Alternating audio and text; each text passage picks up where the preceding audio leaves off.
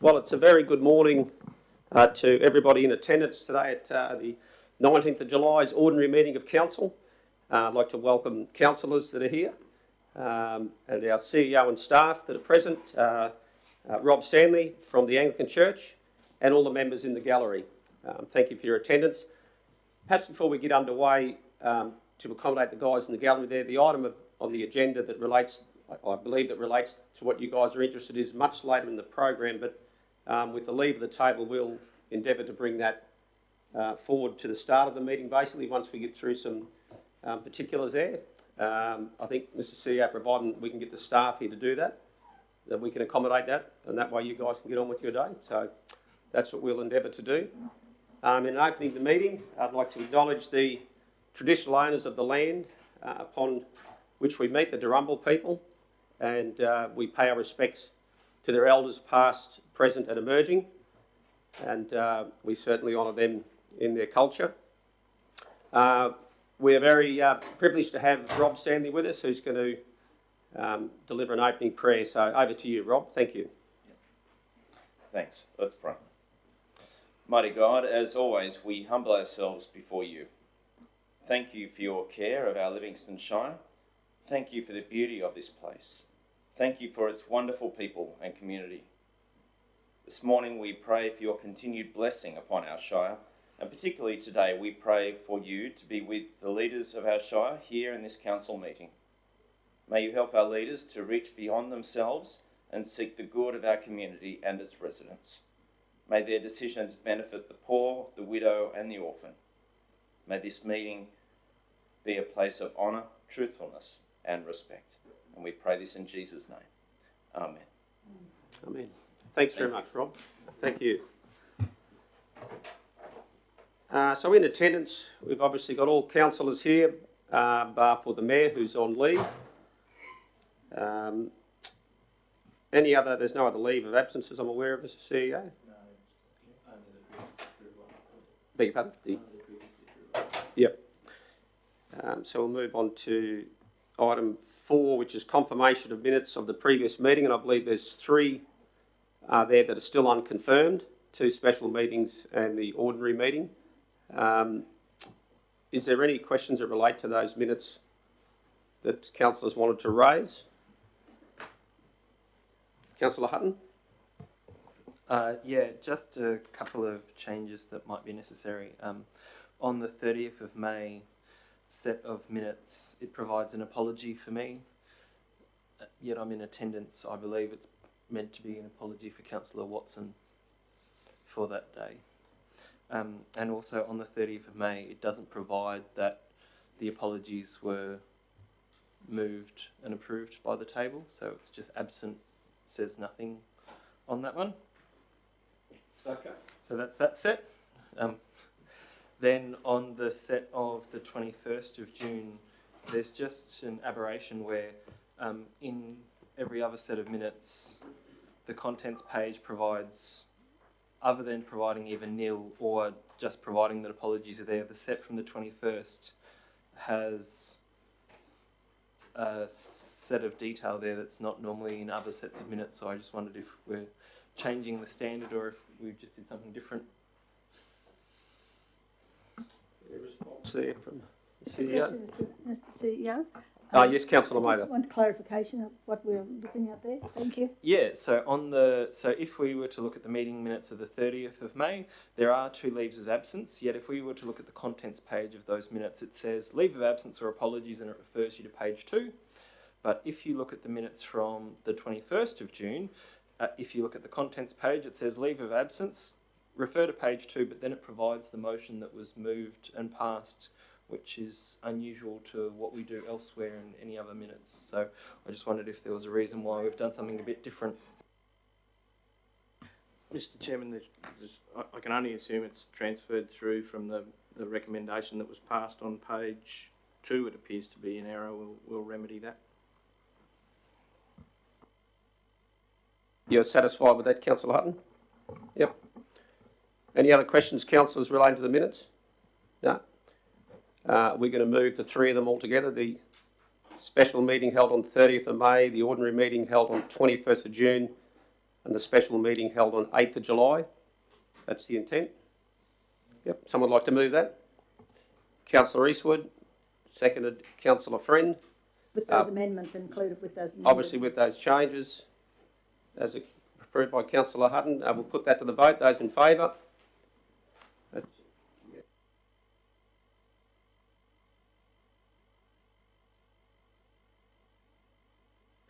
Of interest in matters on the agenda. They should have been sent through previously to the CEO, but if they haven't been for whatever reason, either raise them now or when the matter comes before us throughout the agenda. None to record. We have no deputations and none were requested or declined for this meeting, Mr. CEO, I believe. And that takes us then to 7.1, business arising or outstanding from a previous meeting. We'll hand over to you, Mr. CEO. Thanks, Mr. Chairman. As has been our practice the last couple of meetings, we'll do these by exception. So if councillors have got any questions in relation to the items that remain on the business outstanding list, we're happy to present those as is and respond to any questions councillors might have. Councillors. Well, if anybody has one before number 4, I'd be wishing to raise that one. In relation to the independent roads assessor, the project scope will be finalised shortly. Once adopted in 22-23, or the 23 operational budget is finalised, a call for quote will be issued. Mr. Deputy, could I ask that I be invited to have a look at the scope that we're looking at, to employ that person to look at our roads? Because, I mean, I had something in my mind that I wanted him or her to do, but we've never really discussed what we're going to ask them to do. So I need to be included because I'd probably, and in fact, I'd invite anybody else who wanted to be involved in that as well, because I think there's certainly a lot to be discussed. Well, I certainly would have no objection whatsoever to you being very much part of that process, and indeed if any other councillor wanted to be, I think that would be offered to all of them, unless the CEO's got something contrary to that. Mr. Chairman, it may have been remiss of me if I haven't mentioned to councillors previously that our intention is for councillors very much to have all their fingerprints on this thing. We certainly don't want to get to the end of the exercise and realise that we somehow haven't achieved the outcome councillors were pursuing. So our intention is to brief and probably even formally adopt before we invite the quotations, and that process will commence following adoption of budget. Mr. Deputy, I'm looking at going back before we adopt. I'm looking at putting it together to find out what the scope is, what we are going to ask him to do. Yep. You'll certainly be welcome from the very start to the very finish. Yes, there's no sense in adopting if we are not happy with the scope. Absolutely. Thank you. Absolutely. Yes, Councillor Friend. Thank you, Mr. Chair. Number 13, this is in relation to Councillor Hutton's a previous notice of motion for a community service obligation for land care and other community organisations for their waste. We're dealing with this further on today in relation to Councillor Hutton's notice of motion again today. However, I do see that the waste are waiting for Natural Resource Management business unit to contact them with the names of these service organisations, and through you to Mr. CEO, would you kindly follow that up if you don't mind, Mr. CEO? Happy to, Mr. Chairman. That satisfies your question, Councillor Friend? Yep. Any other questions related to business outstanding? Councillor Maida. Yes, Mr. Deputy. Going back to number 5, the Thompson's Point upgrade. I know that we received a reply from the Minister in relation to the upgrade. They're not interested. And I did flag at the time that we needed to go back and tap on their door again.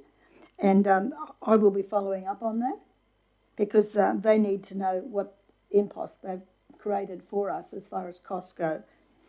The other one, number 6, Lindsay Street, the beach access there, just to make sure that our staff are aware that that needs to go to the the Emu Park resident reach so that we can discuss that at that time, so it's not forgotten. Just included on our list. That's all I have, Mr. Deputy. Thank you. No, thank you. That's important to get those things that are relevant to those various communities. In this case, Emu Park, obviously get that included in that resident reach so they can be well across that particular beach access Well, issue. there's a lot of interest in that one. That's Yep, why. absolutely.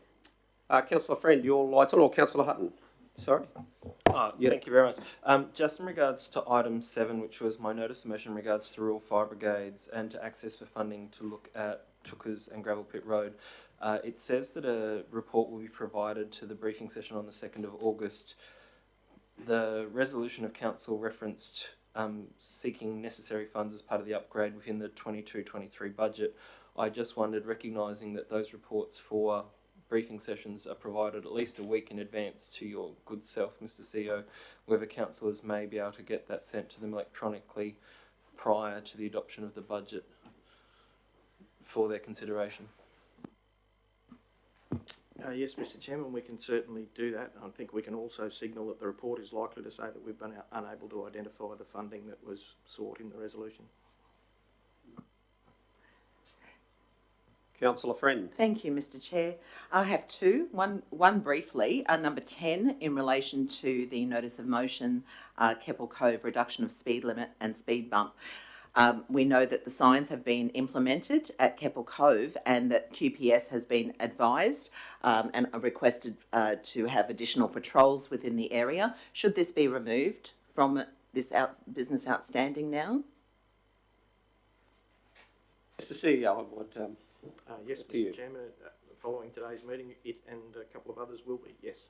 Lovely. And my second one was in relation to the other notice of motion that was put forward for pest management on GKI in relation to the feral goats, and letters were going to be sent to the Department of Environment and Science, the Honourable Megan Scanlon, the Honourable Brittany Lauger and Tower Holdings, the leasee. I know that these letters have been drafted and should be through Mr. CEO's office. Have they been sent as yet? I haven't seen them, Mr. Chairman, but I'll follow up today. I'm guessing that's what was discussed at last week's meeting. Yes, I'll follow those up today. Thank you, Mr. CEO. Thanks, Mr. Chairman.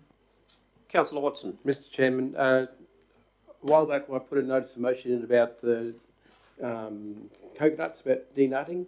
I've noticed it slipped off this list here. Unless I've missed it, but I can't see it there anymore. Yep, okay, no, fair Can we question. find out what's happened? We certainly shall. Perhaps the CEO could comment on that now. If not, come back to us. Yeah, I'm not particularly familiar with its whereabouts, Mr. Chairman, but likewise we'll follow that up today. Use for cocktail. Okay, thanks, Mr. CEO. Any further questions on the business outstanding? If not, would someone like to move that they be received? Councillor Mather, seconded Councillor Watson. All those in favour? Thank you, councillors. Councillor Hutton, we've got the officers in the room that can support and help with item 12.4. So perhaps with the leave of the table, we will move straight to that report, 12.4, and allow these people to get on with their day. So we have Dave here, we've got Erin. Thank you, Erin. And we've got Tracy, is it? Thank you, Tracy. So 12.4, application D53/2020 for negotiated decision for development permit for a material change of use for a transport depot at 68 Emu Parade, Barmaree. Erin, would you like to explain, perhaps for councillors again, and for those in the gallery, just what's being determined today or being considered today, if you would, please? Absolutely. So this is a request for representations or negotiations on a development permit that was issued by council in March this year. I'm going to click through here. So the subject site is located in Emu Parade, circled in green there. The proposal that was approved by council at the council meeting on the 15th of March, the plan that's on the screen now is the approved plan, indicating the variety of the area of the site that's to be used for the proposed transport depot. This approval was granted subject to a significant number of conditions which in some ways curtailed the use over and above what the development was originally applied for. It's limited the types of vehicle movements, the number of vehicles, the area in which the site can be used, the operation hours in terms of times and days, and it also required various different provisions in terms of amenity, including landscaping, to be provided around the site. So in issuing the approval, the applicant has an opportunity within the first 20 business days of receiving the approval to negotiate on conditions. They've undertaken that opportunity and made representations in relation to the ceiling conditions. So that's a area of the site, including the driveway, that's required to be upgraded and sealed by way of concrete or paving or some kind of bitumen seal. The applicant requested that council remove the requirement to undertake that sealing, and council officers have assessed that request, and in this regard we believe we need to maintain the condition, and we've denied the applicant's request in regards to changing the condition. Officers from planning and engineering undertook a review of that condition and felt that it was a reasonable condition. It allowed for upgrades to the site, and it also allowed protection of amenity and limiting dust impacts from vehicles accessing the site. In addition to that condition, the applicant also sought to reduce the infrastructure charges. In reviewing that request, it was determined that there was an error in the original calculation, and in fact, council has to reduce the charges in line with the adopted infrastructure charges resolution, whereby only a small portion of the original charge would be levied, which is $1,944. So we're required to reissue a charges notice to that lesser amount. And the reasonableness of that is based on an error in the original calculation. I'm happy to take any further questions in relation to the representations, keeping in mind that at this point we're only negotiating, or the applicant has only sought to negotiate that one condition, and that's in relation to the ceiling. Thank you. Through you, Mr. Chairman, if I may. Erin, would you kindly let us all know exactly where the error was within those fees and charges and why it was reduced significantly? So the original calculation included a $10 a square metre charge for the stormwater trunk network, and that was a charge that was in the 2014 adopted infrastructure charges resolution. When we've gone back to relook at the application through this request, it was identified that the $10 a square metre charge was not carried through to the current charges resolution. The reasons behind that are not implicitly clear at this time, but that has been escalated to the team working on the local government infrastructure plan review, and they will consider the reasonableness of including that in a future amendment to the charges resolution.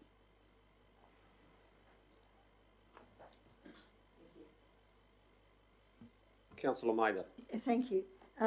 Further to that, Erin, yes, my concern was that we had done the calculation, just to follow on from Councillor Friend, we had done the calculation according to the rules that you thought applied, and yet it was after there was a question of reduction or a request for reduction that we found it.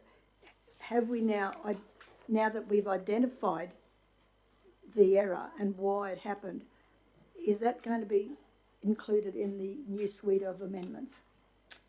The amendments to... So that we don't have that problem again? Yeah, as I just advised earlier, that's been escalated to our infrastructure team, who are undertaking a review of the local government infrastructure plan.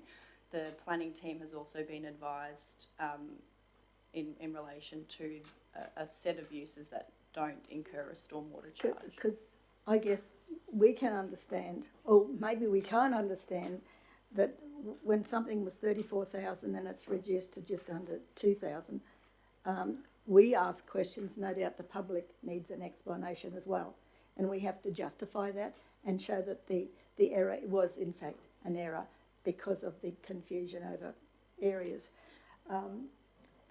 Erin, also, the original area that you wanted to be paved or sealed or whatever, is that reddened area, the whole of the reddened area, is it?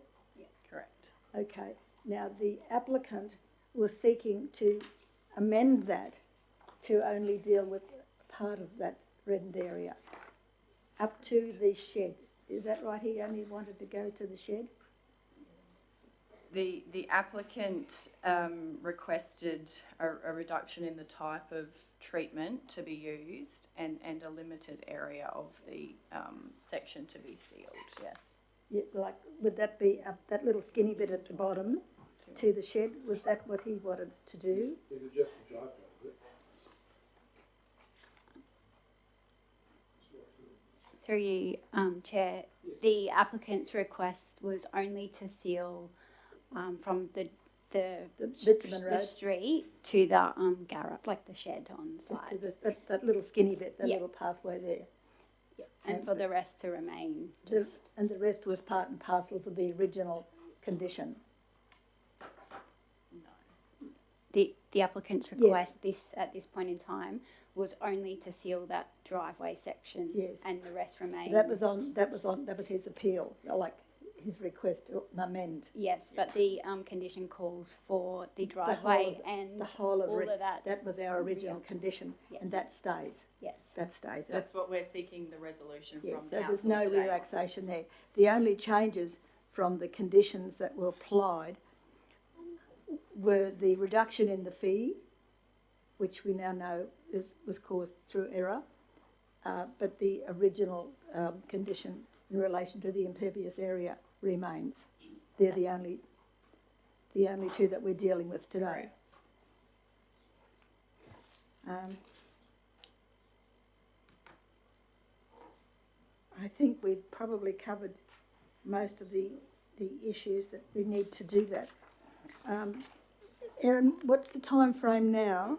When the council makes its decision today, and we will advise the applicant, just for the sake of the people who don't know the process, if we make a decision today, the applicant will be advised of the decision, and then they make a decision whether they will accept those conditions or they will appeal the council's decision.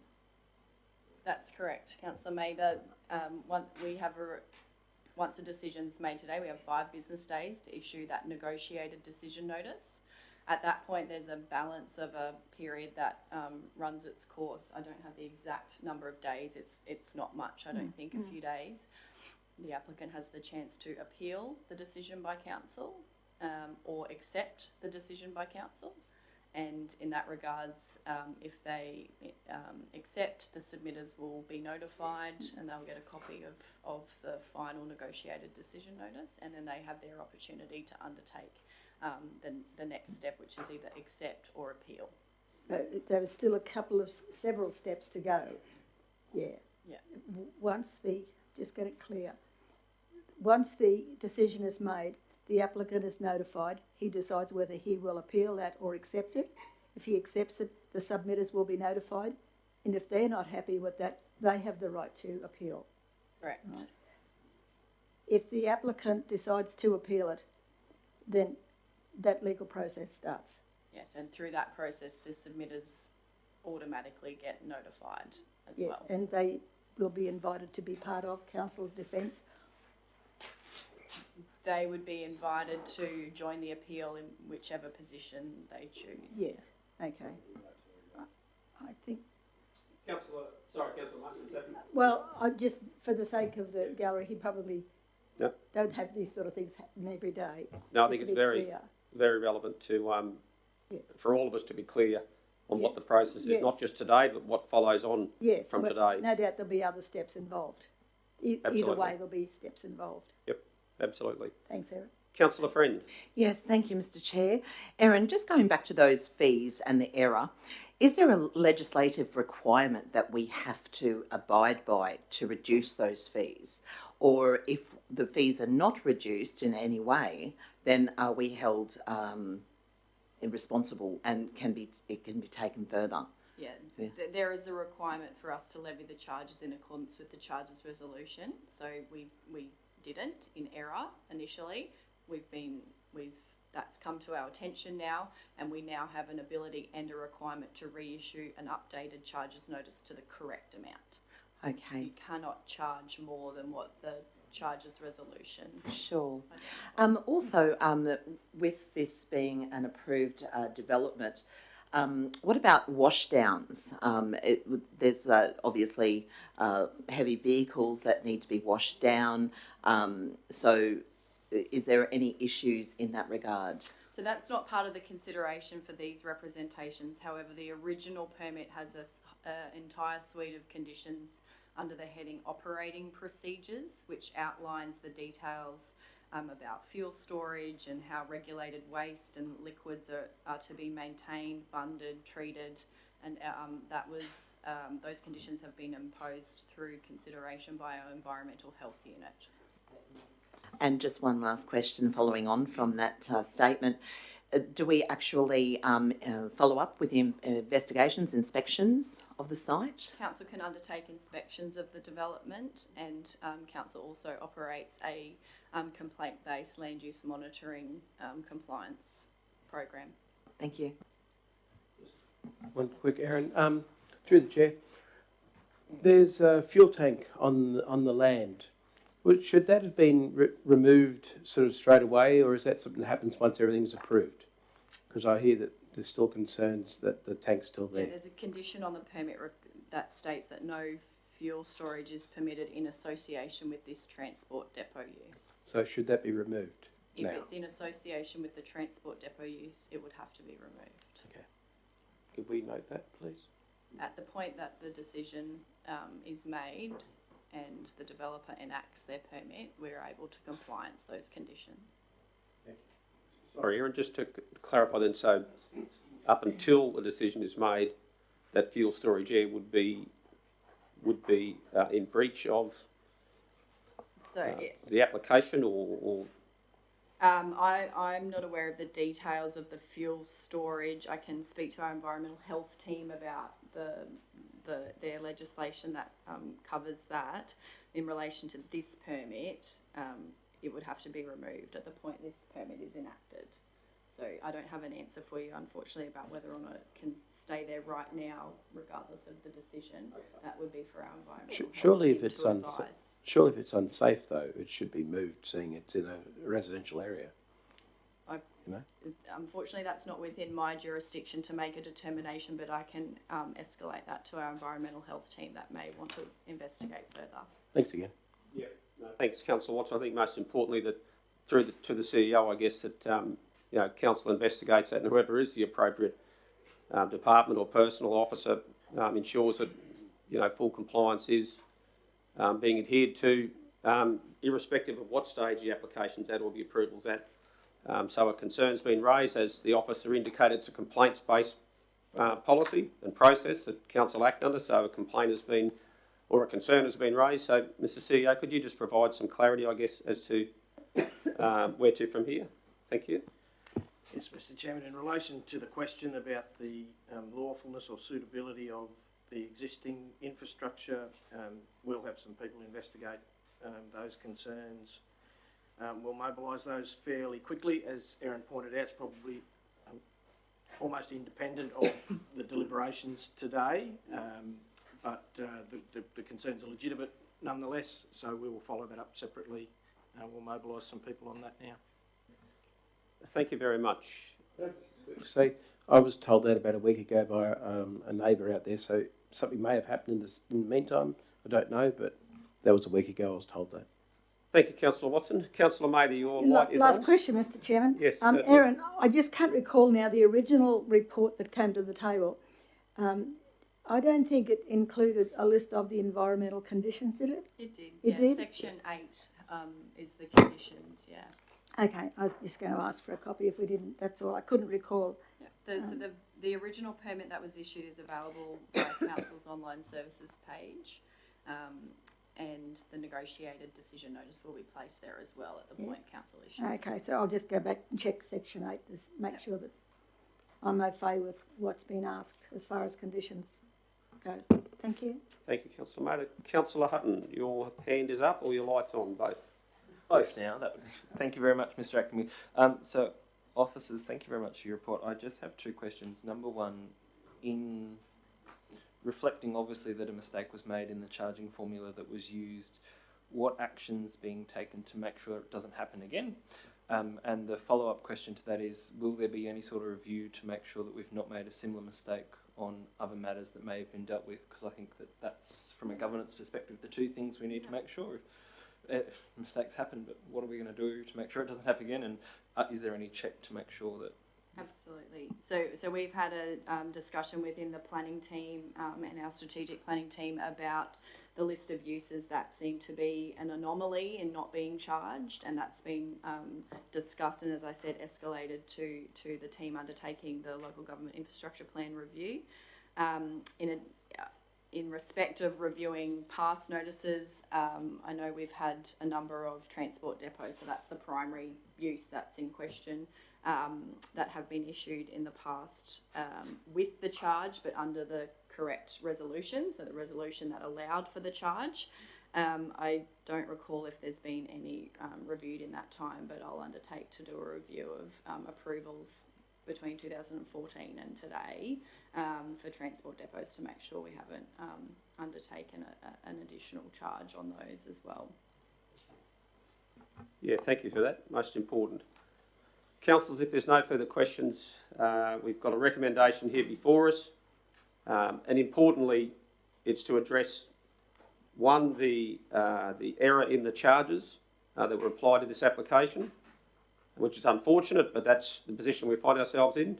But perhaps more importantly, or as important, is the condition, the 3.4, based on the officer's recommendation, in terms of the quantum of sealing that is required that was put in the original application. The officer's recommendation is that remains unchanged, despite the applicant appealing that aspect of the approval. So the officer's recommendation is to remain unchanged. Now seeking councillors' position on that. So if we have a mover there, Councillor Hutton moved, seconded Councillor Eastwood. Would you like to speak to that motion, Councillor Hutton? Yeah, thank you very much, Mr. Acting Mayor. So for this item, at the time of the decision in regards to its approval, it was very much a line ball decision as to whether it should be approved or not, and the only grounds upon which I believed it was approved was because of the fact that we had put reasonable and fair conditions in place. It is an obligation of council to make sure that whatever we decide, whether we approve or whether we reject something, that there are reasonable and fair grounds upon which that decision's made. And because of the nature of the strict conditions, I didn't believe that if we had refused it that we would have been able to win in a subsequent court case. They would have said, well, you had all these conditions that you put in, but you rejected it anyway. So I believe in that situation where it is only because of the strict conditions that this was able to be approved, that any change to those conditions to reduce any change to the conditions that are likely to increase the impact on the neighbourhood need to be held back, and therefore I'll be asking that councillors support the motion as provided. Thank you, Councillor Hutton. Any councillors wanting to speak against the officer's recommendation? No? Councillor Eastwood is the seconder. Would you like to speak to the motion? Yes, Mr Mayor. I think the change in the infrastructure charges and the mistake there, changing those, is a no-brainer. In relation to the amenity and the sealing of the area, it was a requirement in the original application, and there was quite a few submitters in relation to this application, Mr Mayor, and it's very important that council protects the amenity and the noise and the dust as much as we can to protect the neighbourhood in Barmayee. And so on that, I'm very happy to support the officer's recommendation in not allowing any changes to that aspect of the application. Thank you, Councillor Eastwood. Any other councillors wanting to speak for this motion? Councillor Friend? Yes, thank you. Thank you, Mr Chair. I believe that the condition 3.4 should remain unchanged. It must be sealed. This is already an approval that has gone through. So what is done is done. However, unfortunately, because of the legislative requirements that we have to reduce that fee, then we must adopt it today. So yeah, if this has already been approved as a transport depot, then we must see that condition 3.4 remain. Thank you.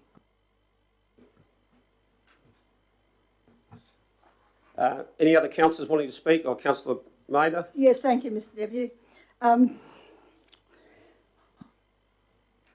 I will support this motion today simply because we don't have any choice.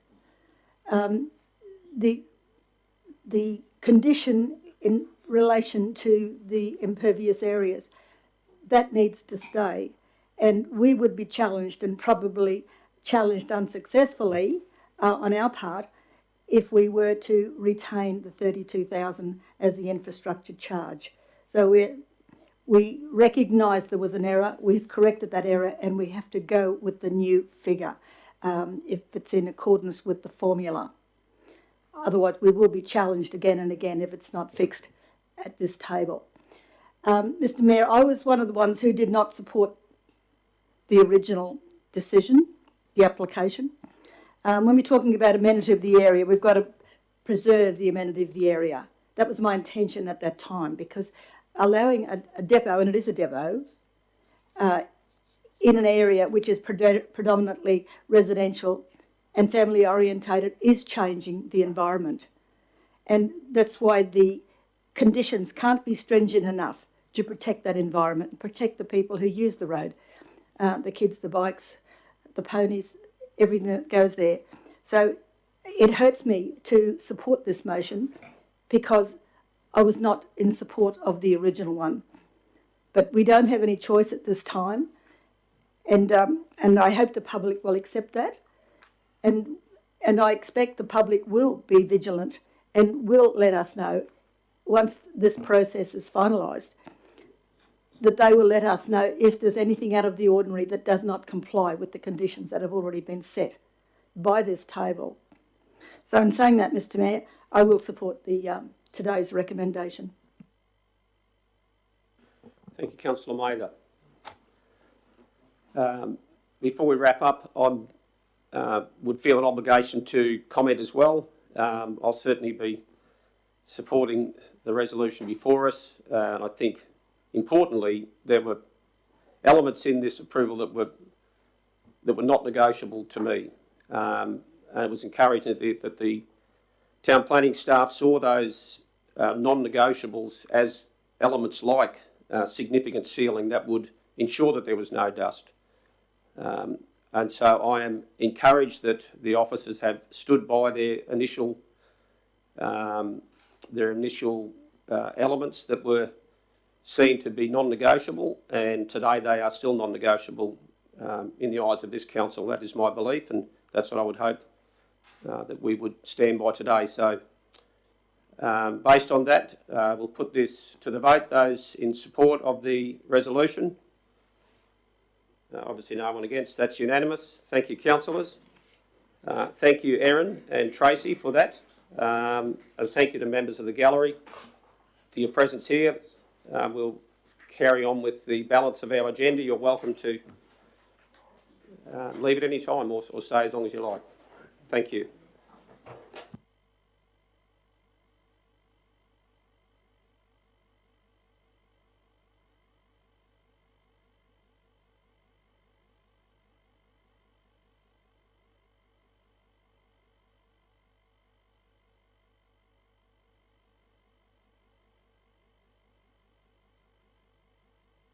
Okay. Councillors, will move back to 9.1, our council delegates report, community voice panel, planning and strategic infrastructure. That would be Councillor Hutton, I believe. Yes, happy to move this item, Mr Chair. Okay, anyone like to second that? Councillor Watson is going to second that as Justine rushes for the... That's okay, you're multitasking, which you do well, thank you. So we have a mover in Councillor Hutton and a seconder in Councillor Watson for item 9.1. That's okay. While you're looking for it, Councillor Hutton may like or he may not like to speak for it. He'll say something though, perhaps. Happy for it to be voted as read, Mr. Chair. Okay, those, well, we'll put it straight to the vote. Item 9.1, those in favour? That's unanimous. Thank you. It moves on to question statement, motions on notice from councillors. 10.1, notice of motion, Councillor Hutton. A cleaner, greener Livingstone with waste relief. Yes, thank you, Mr. Mayor. I'd like to move the following motion standing in my name. Any councillors wanting to second? Councillor Friend is seconding that. Over to you, Councillor Hutton.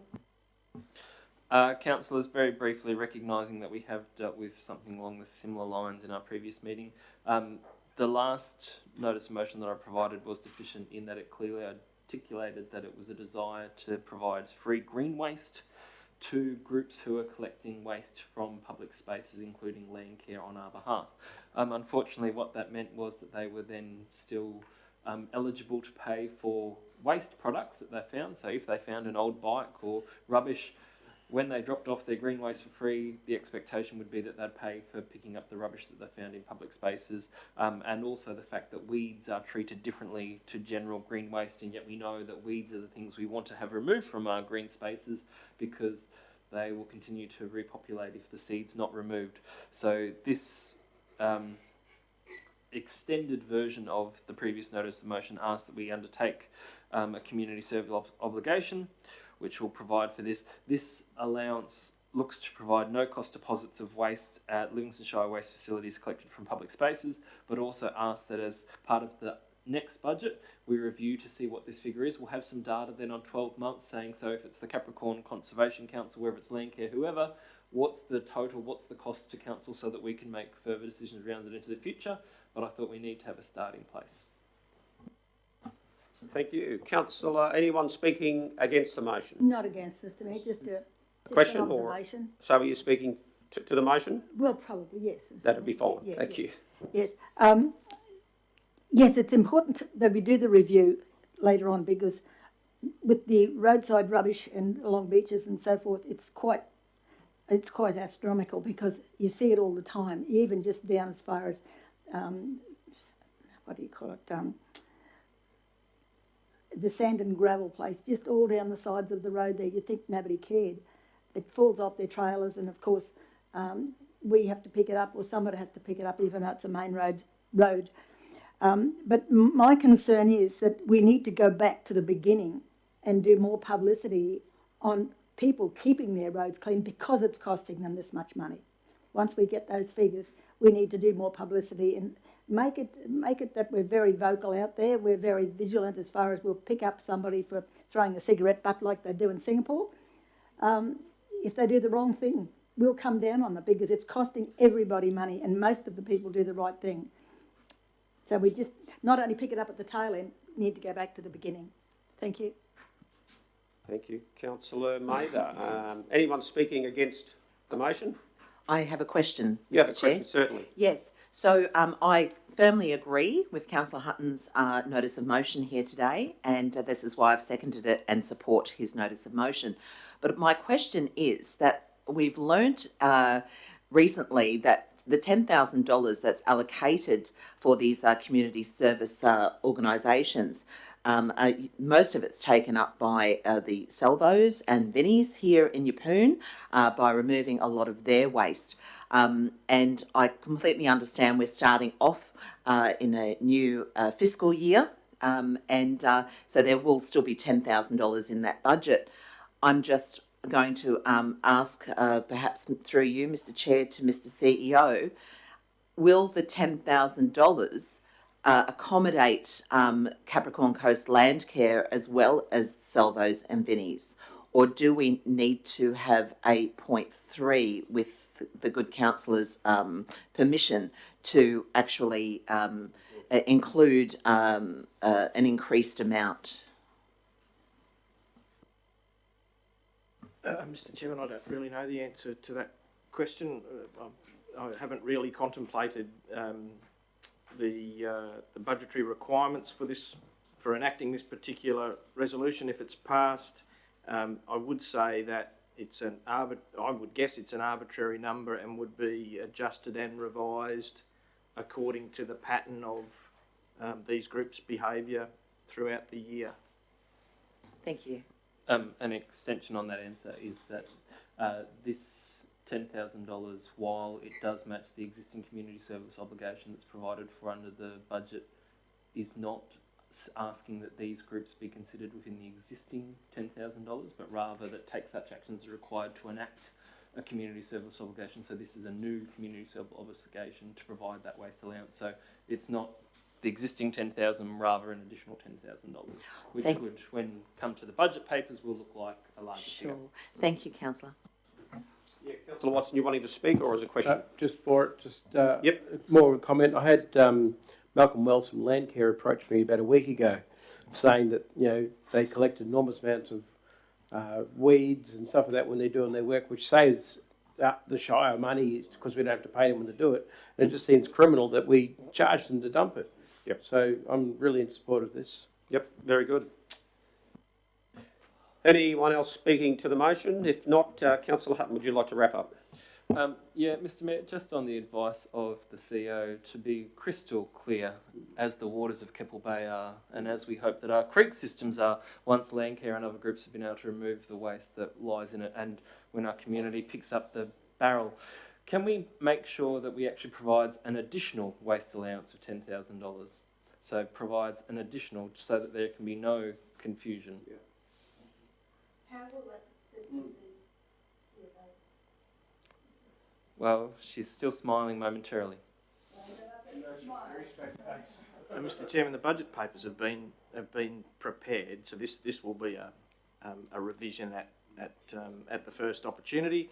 The intent of the council appears clear, subject to the vote, of course. But what you see in your budget papers has already been set, so there won't be an opportunity to revise that. But we clearly understand the council's intent. Just for my benefit, so I'm clear as well, as clear as you've described, Councillor Hutton. So we're increasing an extra 10,000, which will be available for all of our not-for-profit type community groups that are utilising the landfill, whether it be for green waste and or household rubbish. Is that the intent? Yeah, so this community service obligation is particularly looking at waste collected from public spaces. Yeah. So currently council has a community service obligation that's provided for groups like St Vincent's and others who get given excess goods, that some of which may not be able to be maintained. So council already provides that and has a CSO that we use. This is an additional one to make sure that we're providing for their waste as well as their green waste. Yeah. Okay. Well, excellent contributions there, councillors. If there's no further, we'll put that to the vote. Councillor Watson, yes. I'm just thinking we need to talk to Jim Callan, who's the upcycle fella, and see if with certain groups, with things being taken in that's not necessarily green waste, that can be reused before they end up in the landfill. Yep. Excellent observation. Thank you. We'll now go back to Councillor Hutton. Did you want to wind up, Councillor Hutton? Yes, thank you very much to the councillors for their questions and additions, and obviously looking to make sure that we provide clarity for the community. I believe that the intention of our council was reflected in the last council meeting, where we said that we appreciate the service provided by these groups and don't believe that they should be out of pocket for cleaning up public spaces to the betterment of our community. I also agree wholeheartedly with Councillor Maver that the opportunity for us to look at nominating for the Tidy Towns competition in 2023 would be something that could be an aspiration and goal that we could use as both an education and the carrot for our community. Okay, councillors, we'll put this motion to the vote. Those in favour? That's unanimous. Thank you. Point 2, another notice of motion from both. It's a combined effort this time, Councillor Hutton and myself. Memorial seats for Livingstone legends. Councillor Hutton, would you like to move this motion? Yes, thank you very much, Mr. Mayor. And I'd be happy to second it, and that at least gets it live on the table. Is there any questions, councillors, in relation to this motion? Councillor Friend, your light's on. Thank you. Thank you, Mr. Chair. I think this is a wonderful motion, especially when we have these terrific groups such as Emu Park Lions Club and Capricorn Coast MG Club that are self-funding these actions, and they just need approval. However, I suppose my question through you, Mr. Chair, to Mr. CEO is, late last year we discussed a policy under open spaces for memorials and plaques. Would you please remind us all where this is now sitting, that particular policy? Mr. Chairman, yes, councillors have been contemplating a policy regime that might seek to... officers have presented to councillors a regime that might see some additional considerations or protocols added to the addition of memorials in public spaces, and some examples given from elsewhere where that was necessary. That policy hasn't been adopted. Councillors are entirely it is entirely councillors' prerogative to consider this in advance of adoption or otherwise of said policy. The other considerations around the management of additional assets is minor. Thank you, Mr. CEO. Does that satisfies Councillor Friend? Your Yes, question? thank you, Mr. Chair. Councillor Hutton, would you like to speak to this motion? Yes, only very briefly. I commend the actions of the Emu Park Lions Club and the Cap Coast MG Club in wanting to provide a benefit to the greater community in their reflection and memorial for friends and servants of our community from the past. As has been alluded to, last year there was some discussion by officers around looking at providing a framework. That has delayed requests that have been made within this last 12 months. The longer that delay sits, the more uncomfortable I get to think that people's desire and opportunity to serve is in some way being hindered by the processes of council, and believe that where they've articulated the site, where they've offered to pay the money, where council can have that conversation going, well, we don't think this is the right spot, have you put it under the tree, and said that we should not leave these things lingering any longer. I believe at least one of these is at least 6 months old and been waiting and been told, well, we'd like you to wait till we adopt our new policy, which may be in October of 2022, which means that there's a 9-month wait before we can even get out the starting blocks, which just seems a disproportionate amount of time for something that is a goodwill gesture on behalf of the community, that provides an asset to the community, and obviously is a great opportunity to reflect on some Livingstone legends and the service that they've provided our community. Thank you. Any councillors wanting to speak against? None. Just briefly, I'll support obviously this motion. I just think it's a great collaboration that has been going on for many, many years within Livingstone Shire, whether it be the various not-for-profit clubs or a sporting club.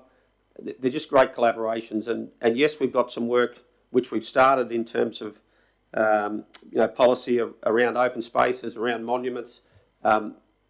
As at this point in time, we haven't landed on that. And I would hope that we don't, sort of stifle the enthusiasm of people to collaborate with council for the betterment of their community. So I think it's a good partnership that's in place, and I look forward to that policy being completed, which will reflect the community's attitudes as best we can as a council. And that's what our role is. But in the absence of that being finalised, this is another positive step forward. So, Councillor Watson, your light's on. Yeah, I'm just wondering... Is that a question? Yes, please. Okay. I'm just wondering, who decides on who's a legend and who isn't? Is it us? Is it the clubs? And Are you suggesting another policy or not? No, I'm just asking the question. I'm just wondering how it's going to work. Okay, good question. Looks like Councillor Hutton, with leave of the table, will allow him to answer that question. Identifying these people as legends is completely my choice of words in terms of the notice of motion. So these community groups are looking to provide gratitude for the lives of services through an act of public gifting. They've not identified them as living legends. I don't believe they intend on writing living legends on these memorials. It's simply my wording that I went, when I reflect on the life and service of Jackie Senior, when I reflect on the life and service of Chicky, to me, they are Livingstone legends, and I'd like to see them recognised, if that's the desire of the Emu Park Lions Club and obviously the Cap Coast MG Club for their request as well. And question, just quickly, how Council- many chairs are we looking at? Is it just the 3? There's no others at this stage, or? No, I'm not aware of any other requests or groups, but these 2 groups have definitely sought permission from council to do this, and what I'm looking for is us to advance that for them. Thank you. Okay, it looks like Councillor Eastwood, he's just got in the end there. Yes, Councillor Eastwood, would you like to speak to the motion? I would like to speak. Yep, to the certainly. motion, Mr. Acting Mayor.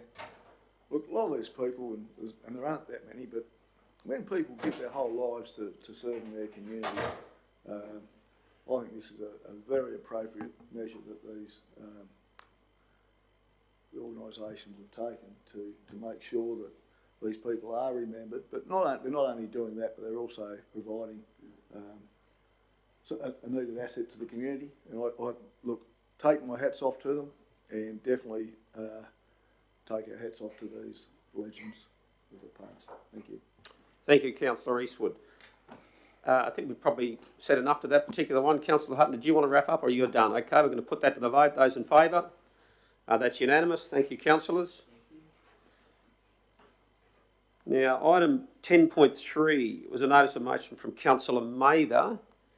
What's the situation with that one, Councillor Mather? Mr Deputy, Yes. I have asked the clerk, the CEO, to remove it from the agenda. Just very briefly, when I put the notice of motion in, I wasn't aware of the part that had been put in since my last visit down there. And my intention was to go straight from the Bitumen Road through to Loaders Lane, straight line, all horizontal. When Justine brought it to my attention that there was a pathway there, I wasn't aware of it. It's a new one, and nobody had talked to me about that. So when I went down the other day, I said to Justine, leave it in there because it may still, I'll have a look at it and do some pictures, which I did. And they just want to add it to the Bitumen Road to the end of the pathway, which is a little bit uphill. It's further along, but I thought it would suffice. I've spoken to the lady in the wheelchair and she's quite happy with that. So I think with the table's permission, we'll just withdraw that from the agenda. Yep, Be certainly. resolved. It's just that if we had more internal communication, we wouldn't be in this situation now. I wouldn't have had to put the notice in.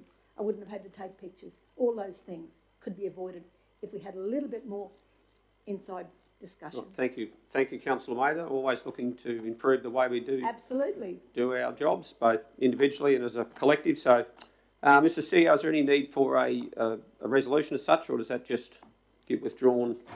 How will the minutes record that? It's not strictly, Mr Chairman. The practice here has been that a procedural motion to move to the next item of business appears to have been the past practice. The Chair can simply move to the next item and the minutes will record that the item was withdrawn. Okay, well, based on that, we'll move to the next item of business, which is the Audit, Risk and Improvement Committee reports, 11.1. Thank you, Andrea, our Chief Financial Officer, who may provide some commentary around that. Thank you. Thanks, councillors. So you've attached the minutes from the Audit, Risk and Improvement Committee meeting held on the 14th of June this year. The meeting was preceded by two half-day sessions of the Audit Committee conducting a planning workshop, which is the first time that they've facilitated a planning workshop. This also included a site visit to Stanage Bay Road, which I believe Councillor Mather also attended. The purpose of these planning workshops is essentially to confirm the work plan of the Audit Committee is in line with the adopted terms of reference, and also to help them understand the business and organisation in a little bit more detail. The formal meeting covered a range of standard items, including an update on the strategic imperatives, updates on the internal audit actions, the financial risk and operational performance. The committee also endorsed the Shell general purpose financial statements with some minor disclosure suggestions. You'll note in the minutes that it does make reference to a revised internal audit plan, and the intention is to have our internal auditor, so Carolyn Eagle, to present this to the councils at the next briefing session with a plan to adopt later that month. The committee also reflected on the results of the annual performance assessment and suggests that council consider appointing a proxy for elected members. So if elected members are unable to attend, there is someone who's able to represent the councillors, and it also allows them to have a deeper engagement with the elected member group. The committee have set their meeting dates for the next 18 months and will only meet within a 12-month period twice face-to-face, and the other 2 meetings will be conducted virtually in a 12-month period. It's also pleasing to report back that the in-person meetings will also coincide with an in-person briefing to the full council table, whether it's at just before a briefing session or an ordinary council meeting. So the audit committee are pretty keen to spend more time directly with the councillors. Okay, thank you, Andrea. Councillors, any questions? Just an observation, Mr Mayor. Certainly. Looking at going through those items, the audit committee minutes, I'm thinking this is a whole new world, the way it was described. And certainly we need some education as to what it all means. I mean, we can make our own interpretation, but at the same time, I think, as you say, Carol and Eagle would be a good one to sort of open up to show us how that works. Because looking at that, we're not accountants and we're not auditors, and we can only put our layman's terms in those discussions. But have it explained properly, it would be very helpful. It probably, if I could just respond, certainly totally agree that it's complex stuff to try and get your head around just when it's presented like this. There's always the opportunity to attend, even just to observe, and that in itself is a really helpful period of time to be able to see firsthand just the conversations that go on. So if you're feeling as if perhaps the information here is difficult to get a handle on, I'd certainly encourage any councillors to come along and just attend as an observer, and it'll really help. That's just been my experience. So it's obviously not compulsory, but that's just would be my observation. Yes, Councillor Watson. In the next meeting as an observer, I just would be more interested to hear how it works. Your question? I'd like to be included in the next meeting so I can just sit and listen and learn. Yeah, absolutely. My understanding that you'd be more than welcome to attend as an observer. Councillor, sorry, you're not Councillor Ellis, it would be Andrea. What was you about to say? No, I'm definitely not Councillor Ellis. I'm happy to stay on this side, councillors. It's my understanding that councillors are invited to all of the audit committee meetings. You would be there as an observer, so you'd be able to be part of all the discussion, but not part of the formal movement and seconding of motions. Yep. Thank you. I did read with interest, I think it's 7:14 within the report, the committee expressed their disappointment with the lack of participation by elected members. So that's in relation to self-assessment, yeah, that was done. Yeah, so it's just being rebuked there a little bit, maybe. Andrea, but what was, if I could ask, because I wasn't there, I wasn't apologetic for that meeting, but any particular highlights, perhaps even to you or to Cale, that you sort of took out of that meeting? That I know that there's a report there of detailed, a whole heap of different recommendations, but anything in there that you believe council really needs to be paying attention on that you guys took out of it? So in regards to the formal meeting itself, it was encouraging to have the discussion around the opportunities for improvement in terms of the more engagement with the elected members. So we do have that factored into the work program. As I mentioned, it was a fairly standard formal agenda, but for me the more value was the planning workshops that were held, and including the site visits. I know that the chair, Kerry Phillips, spoke very highly of Councillor Mather's attendance and your breadth and depth of knowledge in regards to our road network. So I know that really provided our audit committee members another level of insight into our organisation. Yeah, great, thank you. CEO? Just probably one other, Mr. Chairman. I think it's pleasing that the internal audit function is back up and operating to the level that it is. I think the council, on behalf of its constituency, can take comfort from knowing that there is a very professional firm undertaking a structured audit program of high risk areas for our organisation. That's been guided by the audit committee, who bring independent expertise alongside council law expertise and provides opportunities for improvement for our organisation. So it's good to have that function. It's an important part of any governance regime for any organisation, so much so for here, and I think that's really pleasing.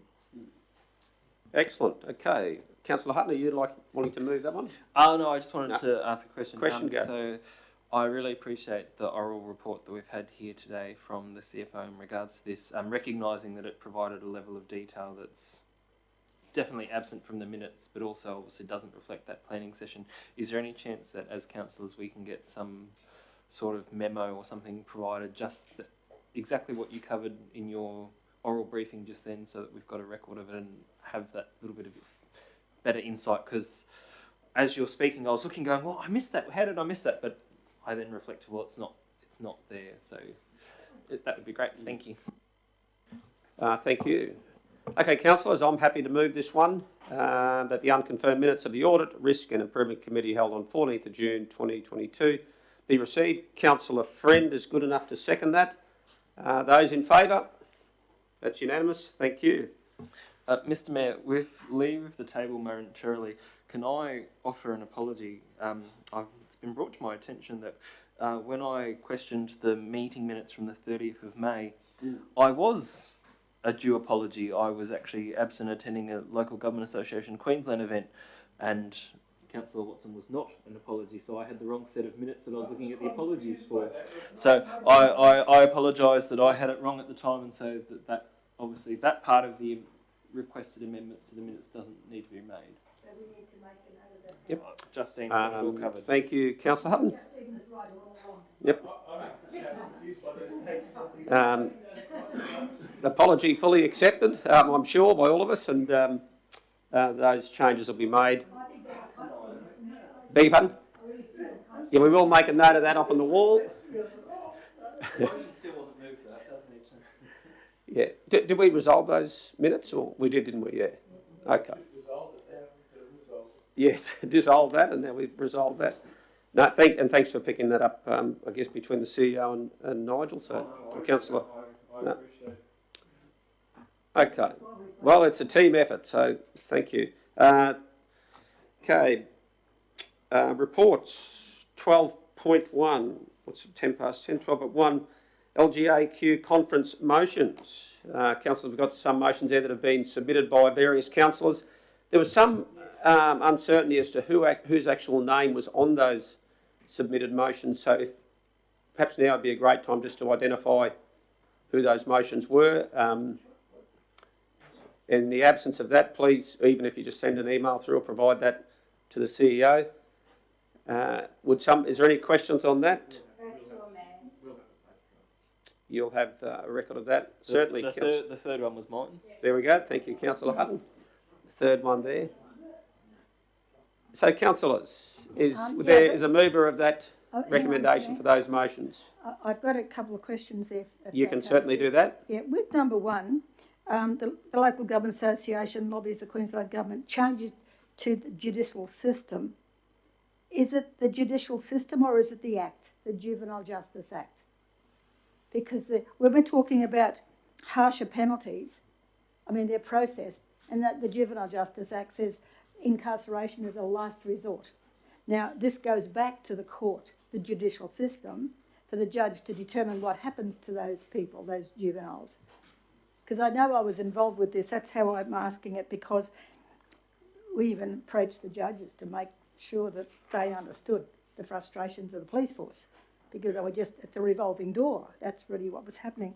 So I'm just wondering, I guess for the sake of debate, that wording is probably sufficient, but it may be legislation that needs to be changed. And maybe we need to be talking to ministers, because the ministers are the ones who make that change, and they would be well aware of the deficiencies in the courts, because I'm sure if they had their finger on the pulse, they will be advised in no uncertain terms by the police minister that this is a problem. So, I guess in the absence or of any lawyers being in the room, has anybody got any feelings on whether the judicial system wording is satisfactory, or is there better wording that we could get that does reflect the intent of the motion? I'm just wondering, we should include the Minister, the Attorney General, which is also part of the judicial system. Yep. Well, if it strengthens the motion and doesn't change the intent of it. Minister for Police and the Attorney General, I think, should be included in that. Thank you for that question, Councillor Maida. Councillor, my only commentary to that would be that would appear to be what we're talking about here is motions that will go before the 77 councils of Queensland, and that calls on LGAQ to lobby. I don't think we should tell someone how to eat toast. I have no doubt that they would talk to the Minister for Justice or the Attorney General. If it was our council and we wanted to write raising our concerns, then I would believe that our motion should list that, saying we want to talk to the Minister for this or the Minister for that, the Minister for Police. But when we're putting a motion that's going to go to the 77 councils, I think that it's a bit... It would appear to be, they'd go, well, why didn't you just write the letter yourself if you're going to, spoon feed it to us? We have to be clear. Well, and I think that that's what we... Councillors, if I could just remind you... And that would be my suggestion around that, is just to be conscious of that when we provide that direction to lobbying, that means that the full gamut, that they could be speaking to government, they could be speaking to the police union, etc., Yep. where we risk bringing ourselves in too close, and the minute we start telling them this one or this one or this one... Certainly. I might just cross to you, Mr CEO, just for your opinion on whether you... I'm interested in your opinion whether the judicial system captures, do you think, the intent? I gather this was the Mayor's motion. I'm not sure whether I've got that right or not, but... Justine's clarified, it is indeed the Mayor's motion. I think it's implicit in both parts of the proposed motion. I think, as Councillor Hutton points out, Queensland Government, I think it's implicit in that there would be a number of players from the Queensland Government and indeed other agencies or other organisations that might be involved in that lobbying effort. Separately, with respect to the judicial system, I think it is implicit, again, that the legislation, along with the judiciary, along with the various elements of the judicial system, would be open to making whatever changes are necessary to affect the outcome that this motion contemplates. Councillors, just a thought. I'm wondering whether you'd support a procedural motion to suspend standing orders to allow perhaps some free-flowing discussion on this, given that there's three there for us to consider. I move. You move that. Thank you, Councillor Mather. Those in favour of that procedural motion, thank you. That's carried unanimously. Thank you. Okay. Any further? Well, hopefully there's further free-flowing discussion. Number 2, Mr Mayor, Mr CEO, that the proposed introduction, I think the words, because only future pandemic mandates, we're talking proposed introduction of any mandates. Right. And what's... I mean, I'm not just wordsmithing either, because we have it is proposed. It's not as if it's already in train. Okay.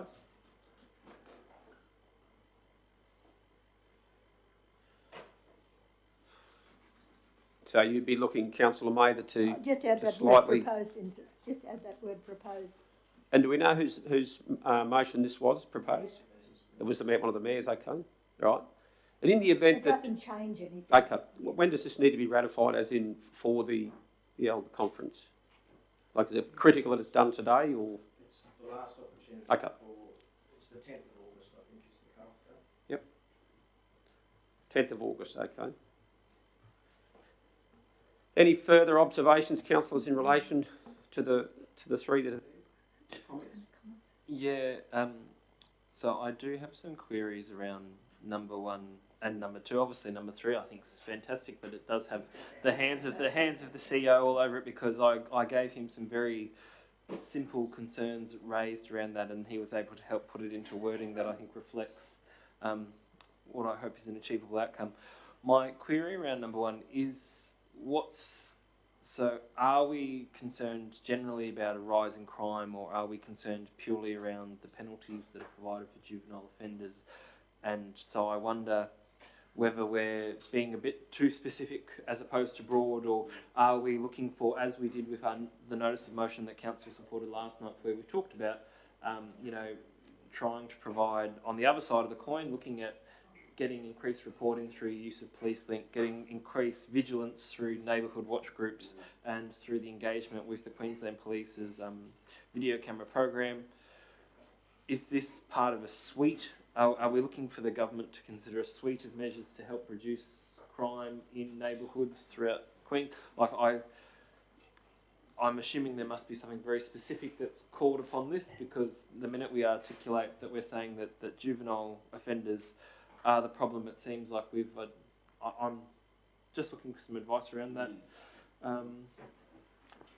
And secondly, and unfortunately in the absence of the Mayor, I'm probably not likely to get a lot of answer to that. And the second one, I wonder whether, is it within our mandate to ask this of the government? Ultimately, we would hope that they're consulting with many people and many groups, and I just wonder whether we're reaching a bit in saying that they should go talk to a group of the LGAQ executive prior to the introduction of any changes, because that's not been their practice, and it's unlikely to be their practice if even the entire Cabinet of Queensland may or may not necessarily be consulted as part of this process when the decision's made on the Chief Health Officer's advice by the Minister in conjunction with the Premier. I'm just questioning and recognising that this will get dealt with at the end of October, which is the end of the winter season. We're currently sitting in the middle of a wave. Is this the right time to be trying to push back or slow down the process of government to resolve these issues? Which makes me go, well, should we be stepping into this at all? And I'm not 100% sure. Yeah, we should. It's our job to do that. And I don't think any time's the right time. We don't wait till the summer comes or the spring comes to make any changes or to ask for consideration on these issues. We will be waiting till the spring comes to even propose this.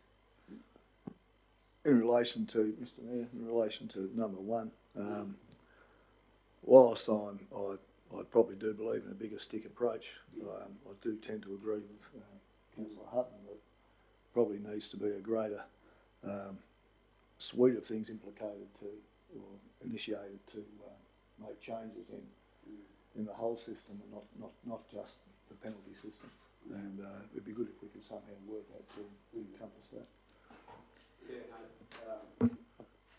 I tend to agree with that line of caution, I guess, or concern as well, because I think ultimately that it would appear that harsher penalties is really the core action that you're seeking to get through if this was to be successful. What you would see is harsher penalties if the motion was actually enacted, if correct me if I'm wrong, but when perhaps it's much more broader than that. But could that particular one be not included today, hypothetically, given that Andy's not, or the Mayor's not here to comment on it? I mean, not that we want to be having a special meeting to endorse a third one. Yep. Well, Mr. Chairman, the motions do require a council resolution to be presented to LGAQ, so if they're not done today, there would need to be a meeting for the purpose. As Councillor Eastwood points out, there is an opportunity for you to do that next week, potentially. Yep. Which would be well before the 10th of August. The 10th of August. Okay. It will, I guess, blur the intent of next Tuesday's meeting a little bit, potentially. I think the Mayor's intent is clear that it does target penalties and juvenile offenders, but if that's not the intent of the council, and this, I believe, is an extension of earlier discussions the council's had in relation to, there was a spate of incidents that triggered calls for considering other measures, particularly in the CBD, to respond to that at the time. But again, in his absence, I can't speak with authority for him. Through the chair. Yes. Thank you, Mr. Chair. I do think that it may blur next week's meeting when it's. However, if we commence with this, and then move on to what the actual meeting is set for, that would be a great help. That way, the mayor will be returned and can speak to these emotions himself. So just explain. So if we can lay this on the table, and I'm not doing the procedural motion at the moment, but if we can lay this on the table until next week, start a meeting next week by discussing these motions, and then move on to what the meeting is intended for. So effectively have a special meeting to sort these out prior to the budget meeting. Yes. Because I do believe that the mayor is not here to speak to these motions that he's put forward, and it's really important that he has the opportunity to speak to them for us. Certainly. Councillor Mather, you look like you'd Well, want I'm a little bit of another opposite kind. Mr. Mayor, I think these could go through as they are, to be quite honest, because if you're looking at or intending to look at the whole judicial system or the whole justice system, you will never be able to grasp it. It's just so vast, you wouldn't know where to start. This specific matter in relation to the juveniles are the ones that cause the police the most concern. They're the same kids doing the same crimes, going through the same courts and back on the streets tomorrow. That's what's causing the police resources to be gobbled up and causing them distress. And I think if we could you could invite them in here and ask them that, and they will tell you that. But if you could invite them in here and hear that for yourself, it would justify what this motion's all about. But because I guess without actually speaking to the motion as such, which I think perhaps is where you're there, it was more about procedural, whether we accommodate the mayor within a special meeting prior to the budget meeting next Tuesday. That's probably what's up for consideration, it would seem, you know. I'll move that procedural motion, Mr. Chair, when we're out of standing orders. Okay. Alternatively, I'm happy to deal with them as long as we deal with them separately as opposed to in a block. Like if that's the wish of the council table to deal with it today, then I'm happy to do so, but I'd like that we deal with each of the motions separately, not... I guess in probably from a lessons learned perspective, perhaps individually is more appropriate than... unless you've virtually had a predetermination on these are the ones that we are going to agree to put forward, then individually may be a better way to deal with them. Mr. CEO. Absolutely, Mr. Chairman. There's no obligation on the council to consider them as a block. They're presented that way just for ease of the papers, but you can certainly consider them individually. Because without doing that, it effectively you might like one of three, or two or three, or three or three, but your vote is sort of impacted in that way. Well, councillors, we've either got the choice of dealing with it today. We could split them into three. That seems like at least that gives us a chance to vote on each motion on its merit individually, or we can still do the same but do it next Tuesday when the mayor's here. Mr. Chair, yes. We're not out of standing orders yet, are we? No. Okay. I think we need to deal with them all together when we do deal with them at all. Well, that'll be up to the table ultimately, yeah. We won't deal with some today and leave one till next No. Whether we deal with them today or Tuesday, but there does seem to be appetite to split them into individual motions that can be on whichever day they're dealt with. That would seem as if that's what's coming through. Okay, so procedural motion to resume standing orders. Councillor Friend has moved that. Justine? Those in favour to go back into standing orders? Yep, that's supported. We're back under standing orders. So, councillors, we have a recommendation before us. Councillor Friend. Thank you, Mr. Chair. I move a procedural motion to lay this on the table until Tuesday of next week. Tuesday, laid on the table Tuesday next week. Would there be any further in that procedural that we split them into three? Oh, definitely. My apologies, yes. And to split them into three, as Councillor Hutton has suggested. Definitely. Okay, we have a procedural before us to defer this matter until it'd be a special meeting of council next Tuesday prior to the budget meeting. And further that, we split the motions into three parts to reflect each motion be debated individually on its merits. Are we clear, councillors, on that? There's no debate as such on that. It's just a procedural. Those in favour? That's carried. Thank you, Justine. Thank you, councillors. Sorry? Yes, it was unanimous. Sorry. Thank you.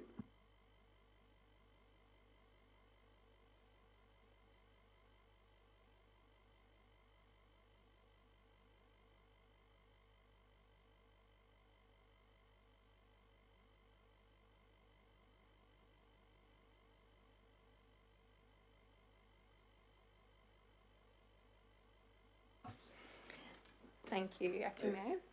So councillors, I'm presenting the monthly report to the period ending 30th of June. It should be noted that whilst 100% of the financial year has progressed, we're still, the results are still subject to the final accounting entries that will be finalised over the next couple of weeks. So there's a mammoth amount of work that the team have to get through to finalise the end of year account. So we are comparing against both the most recent adopted revised budget, which is the Q2 revised budget, and also comparing against the Q3 estimated position. So overall, the operating surplus continues to track well against budget, with all line items except for sales revenue favourable against the year-to-date and full-year budgets. Once again, we are expected these to fall closer to the estimated budgets as the end-of-year adjustments we made for accruals and prepayments and those sorts of things that we need to do. The operating expenditure is remaining within expectations, with the end-of-year adjustments to commence being recognised during the end of June and July. So we've had our first lot of accruals to be cut off. So accruals are those things, invoices that we are paying for after 30th of June that relate to transactions that occurred prior to 1st of July. So we have to make sure those dollars are moved back into the correct financial year.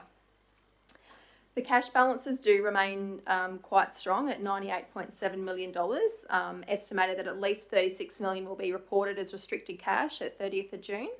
And more funds are being held with QTC to maximise our interest earning opportunities. It is pleasing to report that our total loan borrowings are in line with budget expectations, so they are now under $60 million at $59.958 million, with the final debt service payment occurring in the month of June for the financial year. And the weighted average cost of our total debt is 4.59%. So that's the weighted average interest rate across all of our debt pools.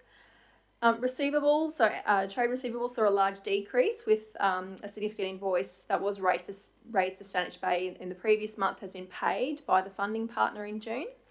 And whilst outstanding rates and charges are slightly higher than the previous two financial years for the same period, it's because we've posted the Q4 consumption notices already back into the prior financial year. So they were generated in the system, but they have not yet been issued to our customers.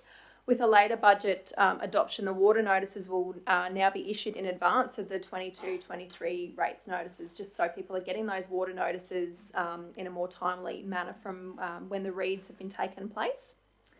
In terms of our debt management, there are less in terms of the number and dollar value of rate and water accounts that are under management than the same time last year. Consistent with previous years, that just through our procurement spend, there's been just over $18 million has been spent within businesses purely located within our Shire boundaries. And that's about 26% of our spend, excluding salaries and wages. So we spend almost 1/3 of all of our materials and services within businesses located within Livingstone Shire Council boundaries. So once again, with the capital expenditure, only 68% of the projects against the Q2 revised budget has been spent, and that's in addition to $23.7 million in committals. So that does relate to predominantly amount of works that were planned for this current financial year, rather than relating back to the previous financial year work. Whilst the Q3 forecast does include some carryovers, it is likely that that number will increase once we finalise all of the end of year results. If I could just interrupt there, correct me if I'm wrong, but it's saying here we're probably going to achieve about 84%. That's what it is at that time, but we hadn't posted any accruals back, so it'll sneak up very slightly, but it's not going to get close to 100%. Have we got any data on total percentages of each, completed year over the last 2, 3, 5 years to see how we're tracking and achieving? Are we increasing, what we're able to achieve? Not so much the actual number, but what we're actually achieving or completing? Certainly. We know, so we have looked at the results for each financial year and compared it against the original adopted budget. So it's about 60% of that adopted budget was delivered by council each year. So we have certainly taken that into consideration in developing the 22-23 capital budget, and councils will be aware that we went back and did another workshop with our organisation just to challenge some of those assumptions around the timing of the delivery of some of those projects, just to make sure that we do have a delivery program that's more in line with realistic expectations, that also accommodate a lot of the headwinds that we're still experiencing in terms of supply chain disruptions, the price of fuel, and all of that flow-on effect to the price of material services, and the availability of contractors and subcontractors to undertake some of the works that we need to engage.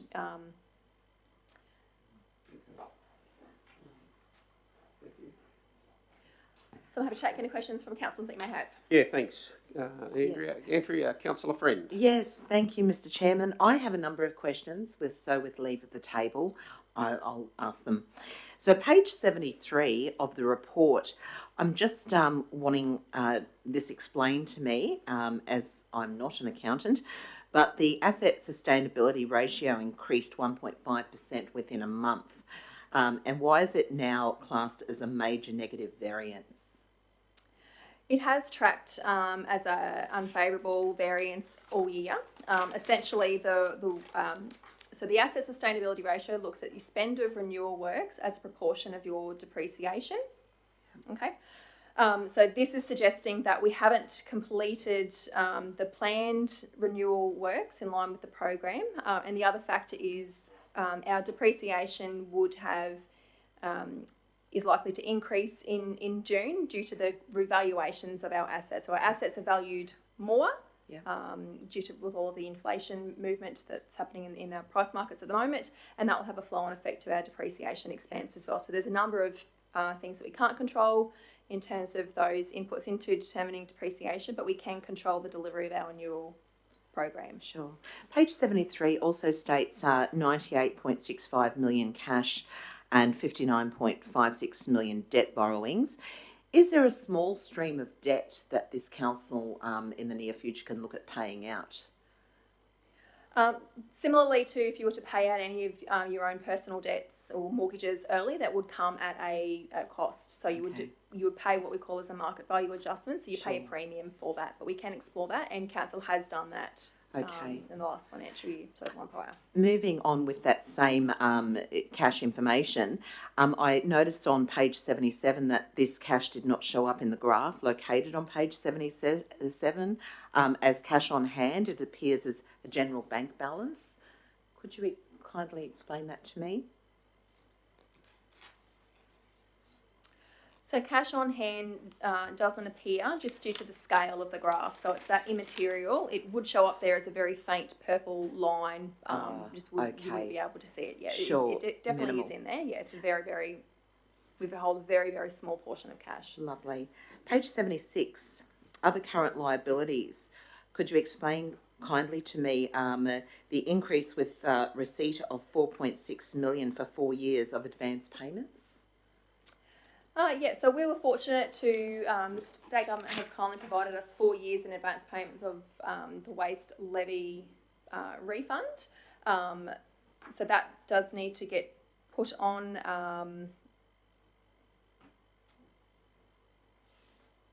brought on to, because it is paid in advance, so technically they could ask for the funds back. So this is the accounting treatment. So we don't recognise it all as revenue. We need to recognise it as revenue when we would be paying back to those. So it'll be released in yearly instalments, essentially. We do receive small amounts in advance, but this time they've decided to pay 4 years in advance, so council may use to invest into other waste management initiatives. Sure. Page 83, under construction and maintenance, we've got the Keppel Sands groin. Could you please tell me where the 220% was spent? Most likely design works. Okay, so, and in a similar vein, page 84, under community facilities, we've got the Kui Bay Pool. Does the 150% indicate the design has gone over budget? It would just indicate that what we've allowed for this financial year has gone over budget, but the total overall project still remains at the $13 million. That's spread over a number of years. Okay, I've got 2 more questions. Thank you for your indulgence, table. I really appreciate it. So under major projects, you've got Doonside and Werribee Bridges. What seems, so first, it's a twofold question. What seems to be the delay with only 38% and 45% of the budget spent for both? I will be able to provide that answer a little bit later. I believe that there was some limitations with contractors, the timing of contractors and getting those on board, and the wet weather certainly wouldn't have helped. Sure. The Can delivery I of that. just add to that? Yes, because at the Werribee Bridge there was some rock that they had to get through, and the contractor didn't have the equipment to get through that rock. Oh, And also the untimely weather actually prevented them from going further until they got that rock. We did add more money to it, but that's beside the point. They still couldn't get there. Yes, we did. Okay. My last question would be in relation to the Yeppoon solar array at the Yeppoon sewage treatment plant. 84% of the budget was spent. My understanding is this has now been completed. So does this indicate that the project went under budget or was under budget? So the project is, as I understand, practically complete but not financially complete. So I understand that they're still doing some tidy up and some other minor works in order to complete the project in full in order to meet the funding requirements Thank as you. well. Thank you. If there's no further questions, thank you, Andrea, for your... Yes, Councillor Mader. Councillor Friend touched on it right in the beginning, the ASO, Andrea. What would it take, what would we have to do to get that ratio increased? What would we have to do? When we talk about renewals, we have sort of completed our renewals. What renewals would they be? Do we know? So quite simply, it's progress renewal projects over construction of new assets, which is really difficult when you are in a growing community that does require new trunk infrastructure to service growing needs. So it is managing a really fine balance. So in terms of a dollar value, so it's at least $20 million that you need to spend just in renewal of existing assets. And if our sweet spot is $25 million, it doesn't leave you a lot to invest in construction of new assets.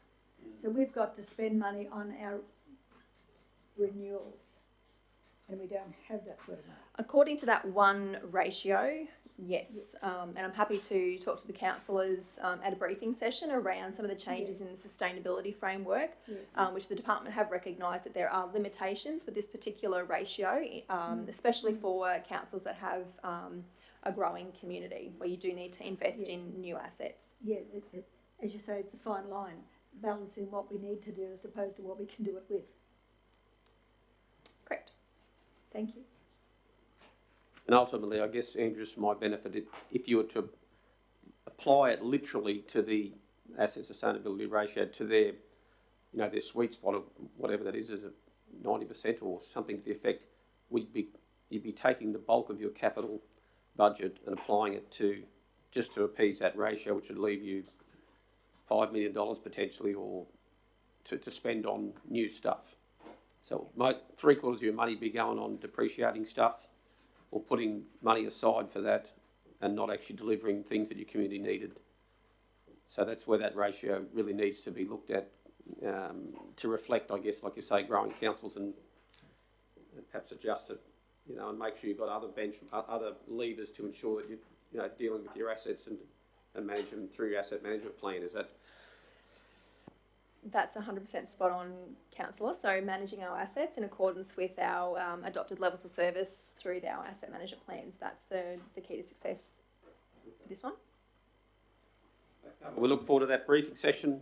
The contents of that would certainly be helpful, I'm sure. Do you know how long down the track that would be? I could do that next month. It's After the budget? Yeah, that'd be good. Okay, councillors, we'll seek a mover of that. Councillor Friend, seconded Councillor Eastwood. Those in favour? That's unanimous. And then a procedural motion to break for morning tea, if someone would like to. Councillor Hutton, those in favour? Everybody? Great. We'll be back at what 12?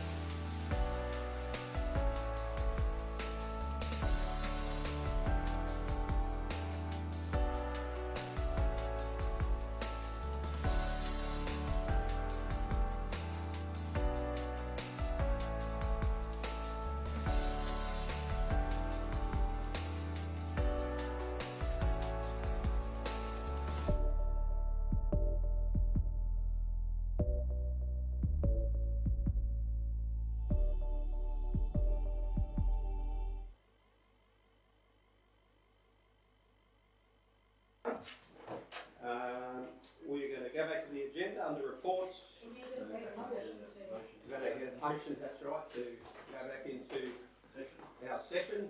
We have a procedural advice from Nigel, I believe. Yep, those in favour, thank you. And 12.3, 2022 interim report, financial year ending 30th of June. Councillors no doubt would have had a look through that. Perhaps our CFO may like to just take us through that a touch or provide any highlights, and then we'll go from there. Certainly. Thank you, Acting Mayor. So, councillors, this is the report that our external auditors will provide after they complete their interim audit. So they do an interim audit, an assets audit, as well as the final set of audits. But we'll only get the interim audit and then the closing report to identify all of the issues that remain outstanding at that point in time. So there are currently 5 deficiencies that have been noted. One significant deficiency which relates to a prior year matter in regards to our asset registers, and then 4 deficiencies, so 2 are prior year and 2 are identified through the current year. The ones that were identified in the current year in regards to the segregation of duties for account reconciliations and reconciliation between our revenue system and finance systems are both complete and subject to audit verification at this point in time. The interim audit didn't cover general IT controls and testing at the interim time due to the original timing of go live for Project Merlin. It should also be noted, and this won't be in the report, but was mentioned at the last audit committee report meeting, I should say, that this will be the last set of financial statements that will be externally audited by Deloitte. They have been council's external auditor since 2014. So our auditor for the 22-23 financial year will be the Queensland Audit Office themselves, so they won't be contracting it out to any contract auditors. So I'm happy to take any questions from the councillors that you may have on the interim report. Yes, councillors. Councillor Friend. Thank you, Mr. Chairman. Andrea, the interim report, my question is not so much about the content. I read through the content and it was self-explanatory.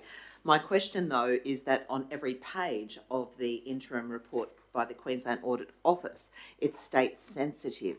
So why was this displayed publicly within our agenda, and should it had not been in confidential?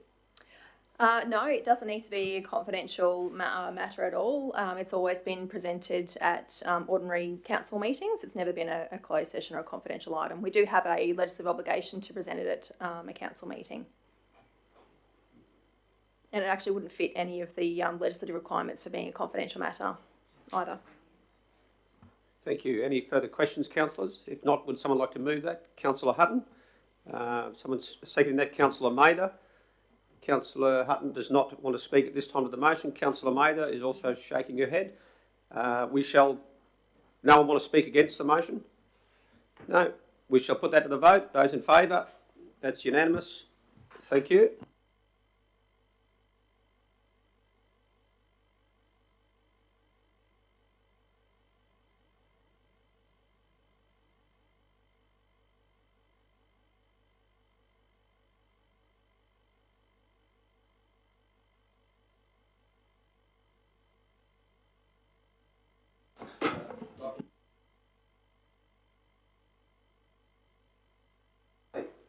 Either of you gentlemen would like to comment at all on the report?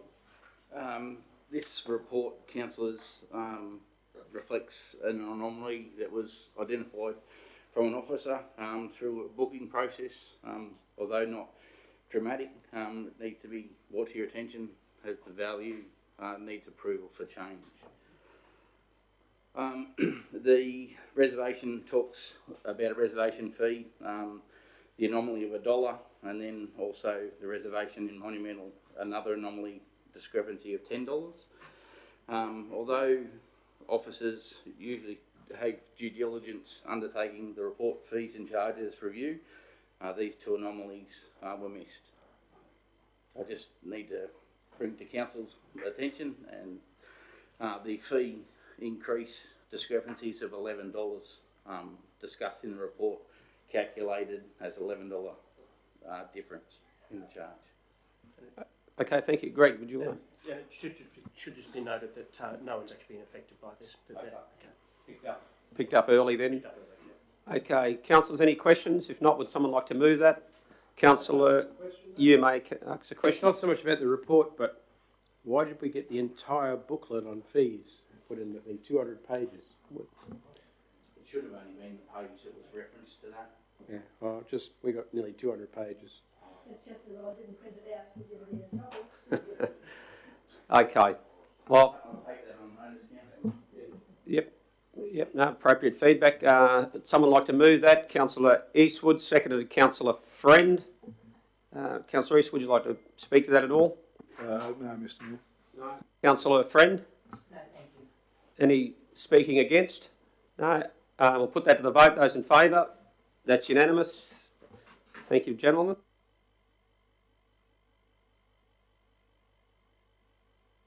Over to page 12.6, policy review, repeal of plumbing and drainage policy. Looks like we have Dave with us here and Nat, back from holiday in sunny Byron Bay, was it? Or not quite sunny? No, okay. Okay. Please, we'd appreciate any explanation or further explanation that might help us in this. Over to you guys. Certainly through the chair. Good morning, councillors. This is a very short report. Basically, some years ago, council adopted a policy in relation to the discharge of solar hot water to satisfy the Australian standards. There were some concerns with the number of officers in 2009-2010 post the forced amalgamation with officers in 4 different councils having 4 different versions of what they thought was suitable, and it created a lot of concerns in the community. So to try and resolve that, council adopted a policy to identify what are some accepted methods of discharge that council would tick off as an automatic without actually having to come back and address the performance standards. At that time, the policy was probably felt to be the most appropriate. As time has evolved on, we believe now policy is not necessary. It's something that council can actually put on its website as information sheets that saying that these types of methods will be endorsed by council, notwithstanding you can do other methods that satisfy the Australian standard because it is performance-based. But if you do these things, you don't need to come to council beforehand. So we think the policy can now be revoked. So, yeah. Thank you. Any questions? Councillor Friend. Thank you. Thank you so much for the report. Really appreciate it. So on page 331, under purpose, it says this policy is intended to minimise risk of damage to buildings and injury to people, etc. It does go on. So I have a couple of questions. Why was a review undertaken in the first place? Specifically, yes. What? Dave? Sorry. In 2009, as I said, there was officers from 4 different councils at the forced amalgamation had different interpretations of what the performance standard said in Australian AS 3500. But also at the same time, there was a significant burn to one of council staff's child's, a burn of foot, which highlighted the awareness the council needed more vigilant area, but the vigilance from different officers actually didn't satisfy what some of the community expected. And the state government got involved, and as a result, council decided to come up with a policy which endorsed 2 or 3 standard types of discharge that would be considered safe and met the objective of the Australian standard. And the view of having a policy was that it gave the staff some, I guess, certainly an assurance that if they did that type of endorse that type of discharge mechanism, they would have the support of council, because there was a lot of discontent and concern in the community as well as with the staff. So, okay. So over a period of years, it's now become accepted practice that most people do the 2 or 3 types of systems of discharge that are in the policy, and now we view that doesn't need to be a policy, it can just be information sheets that council has on its website that says if you do these types of discharge systems, council will accept them as meeting the Australian standard, performance standard. So council's not breaking any laws by having this policy? No, we didn't need the policy in the first place. It was just probably to satisfy the concerns within the organisation at the time and the concern within the community, because there were different views and there was a whole range of frustrations, both internal and external, that needed to be resolved. And at the time, the officers involved and the CEO felt that a policy would be the best mechanism to give some certainty to the community, broader community. So, yeah. Okay, so this hasn't been this particular policy hasn't been detrimental to the community? It hasn't been detrimental, it's been beneficial because it gave people the guidance. If I'm a plumbing inspector and I want to know how to discharge my solar hot water discharge overflow, the Australian standard said it must be discharged in a safe manner that doesn't have adverse impacts on buildings or to people's safety. And that's very open-ended, and it can mean a whole range of things to a whole range of different people. So what we come up with, what we deem to be 3 or 4 systems that would be deemed to be appropriate and safe, that minimise the risk to both buildings and people, that if you as a plumbing officer go along and actually install that, council would tick it off automatically. But notwithstanding that, you can still come back to council, say I want to do an alternate method, would then consider that beforehand and give you advice whether we risk of our officers going out on site and saying to someone, no, what you've done doesn't, in our opinion, satisfy the Australian standard. So it gave some certainty, I guess, to what was an uncertain time after post-amalgamation, I should say. So, what benefit would there be to repeal this policy? Well, the view is you don't need a policy. There is no benefit having a policy because the community now accepts there's different methods of council will endorse, and the officers themselves have got consensus. As times evolve, people now accept that these are the probably most appropriate methods to satisfy the Australian standards. So, yeah. Thank you. You never really had to have a policy in the first instance, to be honest with you.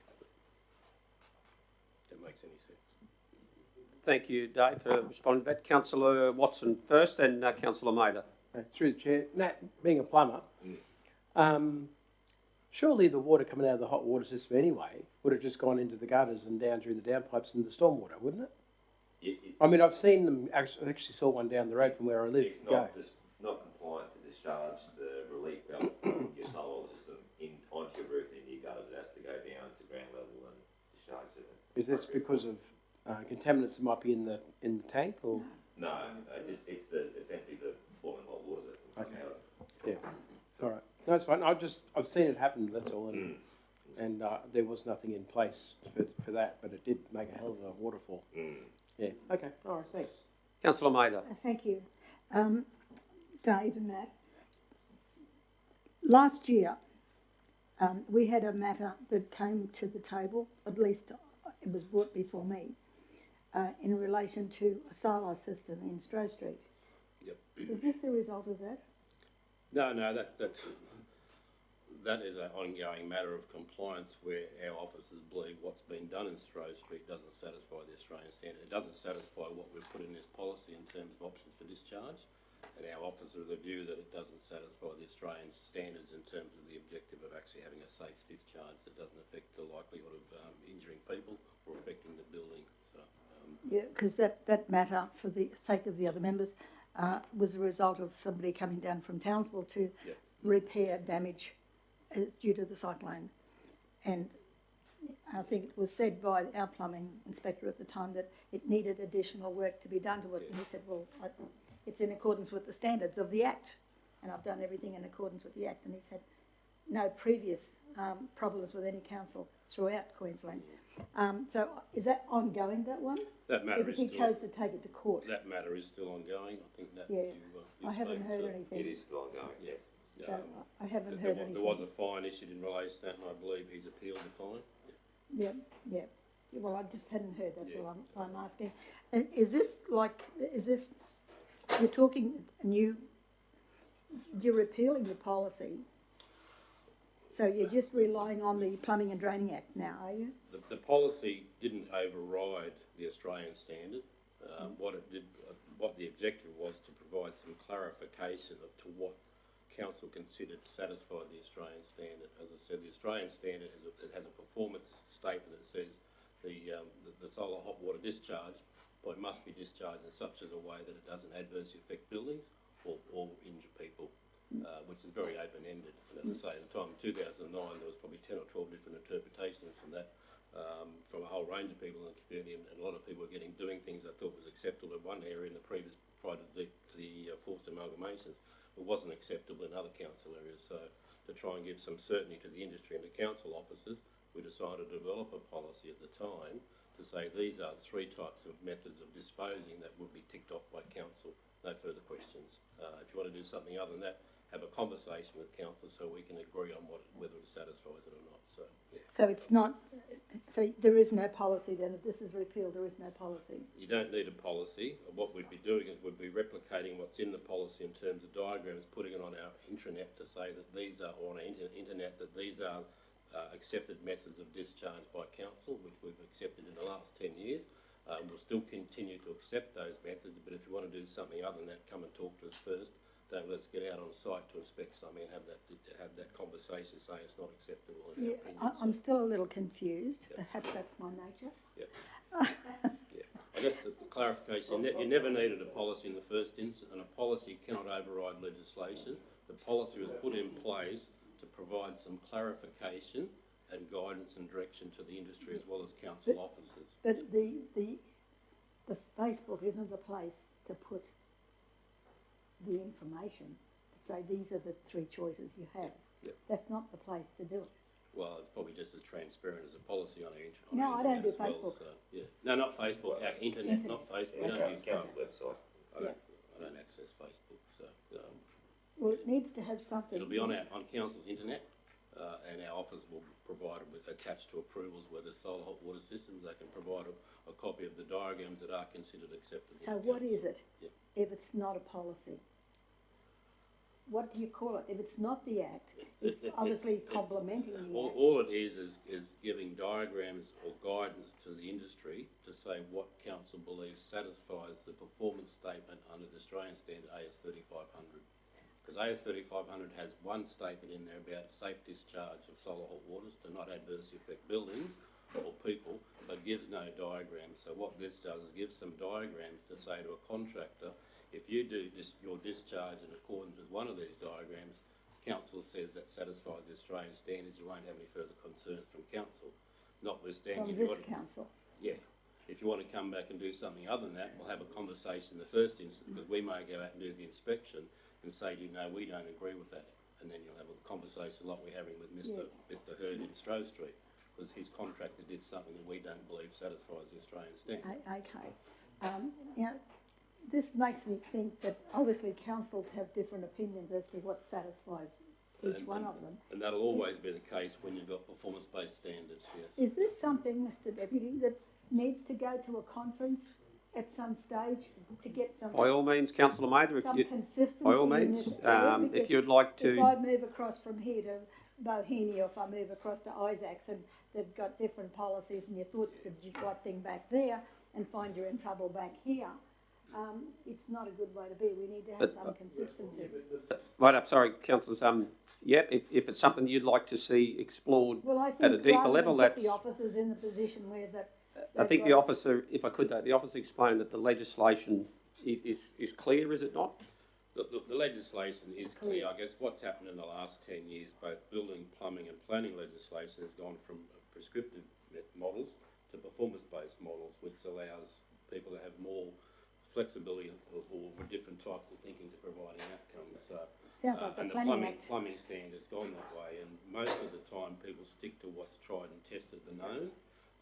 In respect to the hot water discharge, it was an unknown thing when it came in 2008, 2009, and what one person thought was safe discharge, someone else considered totally unsafe. You know, and it was one of those issues because council had an experience with a staff member's son who was severely scalded and has ongoing surgery for 12 years now, still having annual surgery to correct that council took a very firm view on and thought we need to put some clear direction in there to make sure that we as an organisation, one, are protecting the community, but also protecting our staff insofar as when they sign off on something, they have a corporate position behind it. So that's why we put together three different options that we consider to be appropriate. And if I could ask a question, Dave, if you, with your permission there, Councillor Mather, just because your light's still on, I wasn't sure if you were. Do you feel that this walking away from this policy, if we did, would it diminish the safety or not? We're not walking away from it. All we're saying is that a policy, you never really need a policy in the first instance, other to the uncertainty more from the staff as well as from the community, which probably was caused by the staff, you know, the inconsistency in staff application of the standard in 2008-9. A policy cannot override a standard. You certainly have a policy to give guidance, and that's what this is intended, but you don't need a policy. All we need is to have those information sheets that we put on or we attach to our approval saying this is what council accepts. So we're just transferring from policy document to a working document, I guess, or a guide. Okay. Well, based on that, is anyone like to move this motion? Councillor Eastwood, you're prepared to move it. Is there a seconder there? Councillor Watson. One further question, certainly. You've run this past the lawyer, Dave. No. And I don't believe there's any benefit in it because all the Australian standard does is give a performance statement. And all we're doing is giving what we believe is a professional judgment of what satisfies that performance standard. And if you go to a lawyer, you probably get three different opinions on that as well. So, Okay. Thank you, Dave. Councillor Mather, you're satisfied with that response? My light is not on. Not on? Very good. Okay, Councillor Eastwood, would you like to speak to the motion? Oh, just briefly, Mr Mayor, just to say that if there's no legislative requirement, it seems to be excessive and not needed. And there also is an information sheet to provide you with the information in regard to water cylinders. I think we just don't need any more red tape. If we can get rid of it, that's good stuff. Very good. Anyone wanting to speak against the motion? Any further speakers for? Councillor Watson? No. Councillor Easter, do you want to wrap up? I think I've said enough. Okay, councillors, we'll put that to the vote. Those in favour? Those against? Did you capture that, Justine? Thank you, councillors. 12.7, proposed e-scooter trial, Yeppoon. And I think we've got Sonia is going to walk us through that one. If there's any questions or any comments. Sonia, would you like to provide anything to this? Thank you, councillors. There's a bit of background. Over Christmas and school holidays last year, we did public consultation in regards to a 12-month e-scooter trial in Yeppoon. And the results of that were overwhelming support. From there, we started to explore that process that we could undertake doing that. And we briefed councillors in May regarding that we would be doing an expression of interest to providers, and also then there would be a permit application process. At that briefing session in May, councillors asked if we could get a legal review of the proposed permit and also the permit application, and agreement, and also it was also asked if the $20 million public liability insurance cover was adequate. In regards to the legal review of the agreement, that was conducted by Mackay's solicitors, and it's not attached in this report because we didn't have that back in time for this ordinary council meeting, but Mackay's solicitors have gone through the agreement. I did send this to councillors last week, and basically they've worked through the agreement really to indemnify council against liability should anything occur. So it's more on the operators. Now, whether or not when we go to out to an expression of interest and the operators review this agreement, they'll agree with all of those conditions. They may or may not, but that's something we can work through. As far as the insurance amount it goes, we've been told that that is the minimum amount required by the state, and that it's up to the operators to provide us with a copy of that. So what we're looking for today is for councillors to endorse a 12-month e-scooter trial, and for us to go out to an expression of interest to operators and then evaluate those responses once they've gone through their licence agreement, and then do the trial and review how that happens and the results of that. Yes. Thank you. Thank you, Son. Any questions in relation to this one? Councillors, if not, do we have a mover? I'd like to know what question. Sorry, Yes, Councillor. I'll go to Councillor Eastwood first. I think he was. Well, my only question is, and I think I know the answer, but when you go to someone like Mackay solicitors or whatever in relation to this, something that's, could bring us some tourism benefit, but ultimately, do we pay the cost for those solicitors?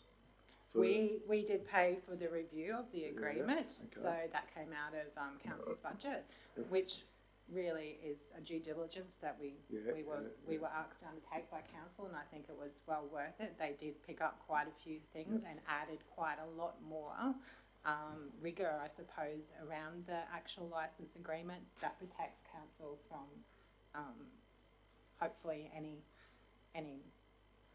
consequences, and puts the onus on the e-scooter operator, basically. So I think it was well worth council asking us to do that and for us to undertake that. And I do agree with that, but what I guess troubles me is for something that may or may not bring the monetary or whatever value to council, we actually need to pay out. Is there any way we can recoup those funds through the trial operators in the future? So once the e-scooter trial is done, Obviously, the operator needs to actually see if it's viable for them as well, and the uptake and what the tourism, I guess, uptake of the e-scooters is. Council can then decide to charge an operator after the 12-month trial an amount if they want to. There is an application fee, but that's just a general. I think is it $200 or something like that? Yeah, we anticipate 4 may apply, so we will recoup part of the cost just for the applications for the EOIs, for the permit, sorry. Yeah. Councillor Maida. My question is, have we done any recent research as to the uptake of these gadgets? Yes, so in Rockhampton, they're doing extremely well. As councillors were updated in the May meeting, they've had a lot of usage there, and we anticipate that obviously if it's commercially viable, then we'll get responses from operators, because they're not going to want to come here and set up unless they think that there's going to be an uptake. But that's the reason for a trial counsellor as well, because on both sides we need to measure the community's response and our visitor response to using them, and also the operators. So part of the actual agreement is that they report in certain periods to council what the usage is. So we can, I think in the agreement at the moment we're saying we want weekly reports. We may reduce that to monthly, but we will actually have that information from so we've got to keep a database of some sort. Yeah, well, it's all automatically kept. I mean, the operators obviously keep that themselves. They heat map where the hotspots are and where the most uptake is. They look at the usage. They look at the demographics of the users, and they provide all that information back to council. So we will have that information at hand, and that's hence the reason for a 12-month trial as well, rather than committing to we will have e-scooters here for 5 years. Through the chair. Yes, question, Councillor Friend. Yes, thank you, Mr. Chairman. Sonia, under risks, it talks about possible hygiene concerns, and with another wave of COVID hanging around, will the onus be on the people, the public themselves, to actually just wipe them down? Yes. Okay, so. Yeah. Probably provide a little more information on that from Rocky. That was during part of Sorry. Would you mind coming up? Do you want me to come up? Yes, Yeah. sorry. I probably should have. Thank you My very much. apologies, everyone. Right. Thank you. Just a microphone. So Rocky, so I worked for Rockhampton Regional Council through the e-scooter establishment in the city there, and that was through another COVID wave when they actually were established in Rocky. So the company in Rocky that looks after them, Neuron, they actually sanitise their e-scooters. So their staff, as they're going out there, yes, it's individual responsibility. If I'm using a public facility, I want to make sure I'm safe. But the company in Rocky actually goes out and sanitises the scooters as well to maintain safety. Yeah. Is that throughout the day, or just when they first put it out in the morning? No, that's periodically throughout the day. So they have staff on the ground 24/7 with the scooters, so that they can actually maintain them right throughout the day. And just following on from that particular question, thank you, Mr. Chair. Just following through on that particular question, is there something in the actual agreement that will state that a person uses this at their own, obviously at their own risk, but at their own risk for that health issue? I'll need to reread it.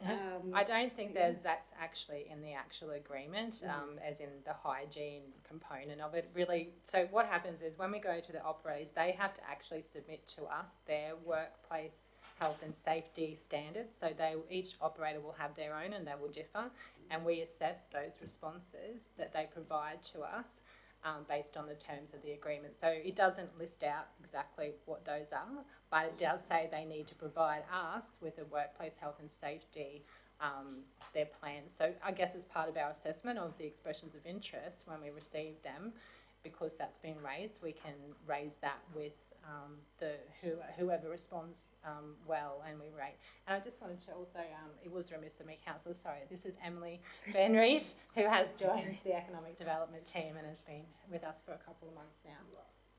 Welcome. Thank you. Any further questions? Councillor Watson? When I was in Canberra, I rode whatever the purple ones are, I can't remember the name of them now. And I spoke to a few people who rode the orange ones, and there's a difference in the type of thing. Is there anywhere we can get a review that shows what people prefer to ride in the way of Because I know that the purple ones have suspension, the orange ones don't, but the orange one has a wider foot to stand on and things like that. Is there some sort of review that we can access that will help us work out what is the best one for this area? Councillor, I think as part of the response to the agreement and the terms, because we are actually probably going to a higher level of our council, based on this legal review, is going to a higher level of, I guess, assessment than most others that we're aware of, other councils have done. I'm not sure of the response rates we will get from proponents. So hopefully from operators we'll get a couple, but I think until we actually see what responses we get, it's hard for us to understand. But I do understand what you're saying in preference to what they use, but it would be hard for us to dictate to an applicant what they use if they've already got an established fleet. I'm just meaning that the scooters are obviously different. Yes. And there must be some independent thing like Whirlpool or something that says what scooters people prefer over others, and I'm just thinking that might help us with us using them, because if people don't really like them, you know what I mean? That's what I'm getting. I'm not saying we say to them they have to use a certain type of scooter. Yeah. I'm just saying there are two different types of scooter out there that are from two different companies. No, that's a good, valid point. I guess the market ultimately, responds to the quality of the product. So, just a question, if no other councillors do, I've got one there, if that's right. So where the motion says that will be application to interested electric mobility operators who have contacted council. So reading that, we're only going to go out to tender to those that have contacted council. Is that consistent with, with our tender process? So we're not inviting expressions of interest from the market, we're actually inviting those who have contacted council, they will be eligible to tender for it. Is that how that reads?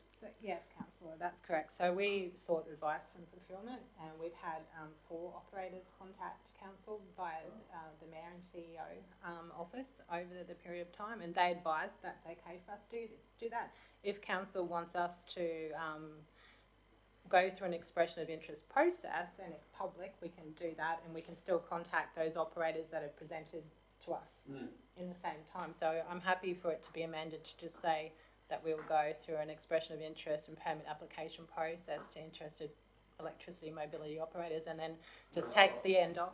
Yeah. Councillors, that's probably just something that maybe being a little bit pedantic, but that's fine. I'd feel more comfortable if it was just going to the market, and whoever responds, they've got the best chance of putting their tender forward. Good luck to them. But Mr. CEO, do you have any issues with that at all, or from a probity perspective? No, okay. You capture that, Justine? Any further questions? Councillor Hutton? No, just happy to move when we're ready. Righto, Councillor Hutton's going to move. Councillor Eastwood's going to second. Have you got one further question? Sorry, is there a proposed date that you're hoping this will all be happening? ASAP. Yeah, hopefully once we get it endorsed, we will be able to go out to an expression of interest by the end of the week. Yes, councillor. So we're hoping before the end of the year. Absolutely. That would be great to have them before September or Christmas school holidays at least. Yeah, all right, thank you. Okay, great. Thank you for the questions, councillors. Councillor Hutton, would you like to speak to the motion? Very briefly, just to say that we're excited about the opportunity to engage in a trial and to work with an operator to find a solution to meeting a market need in our community. I think when we have such beautiful coastlines, as well as such an interesting array of locations where we've got nice wide paths as well as a substantial network, that this is an opportunity for our community. I think the biggest thing I took from the briefing that we'd had a couple of weeks ago was about working out which parts of the community and where are the sites that match the need. In some communities where they have the metro layout, it's very much around boxes. In some other communities where they may have the tentacle format, which is similar to what we have on the coast here, working out what's the need, what are the locations, and making sure that it meets the need of tourists and locals, but also doesn't obstruct or cause pain for residents and ratepayers and businesses. So I think this will be an intuitive process, but I'm excited that we're advancing with it and look forward to hearing back from the market. Thank you. Councillor Eastwood as a second, would you like to speak? Yeah, I would like to. Okay. All right, if you prefer to ask if there's anyone speaking against. No? Speaker for. Well, look, I think the beauty about this thing is it is just a trial to start off with. So we'll get to see whether it actually works, whether the safety measures are good enough, whether our local laws can handle it. And, you know, like, but initially it just seems like it's going to be a great thing for our community, and we'll just be, I think we'll be left off the map if we didn't do it. So I think it's a very important step forward. Very good. Any councillors wanting to speak against? Any further speakers for? Okay, we'll put that to the vote. Those in favour? Those against? Okay, you've captured that. Thank you. The staff, and a very big welcome to, I've forgotten her name already, Emily. Great to have you down here, Emily. You're beautiful. Yippoon. Great.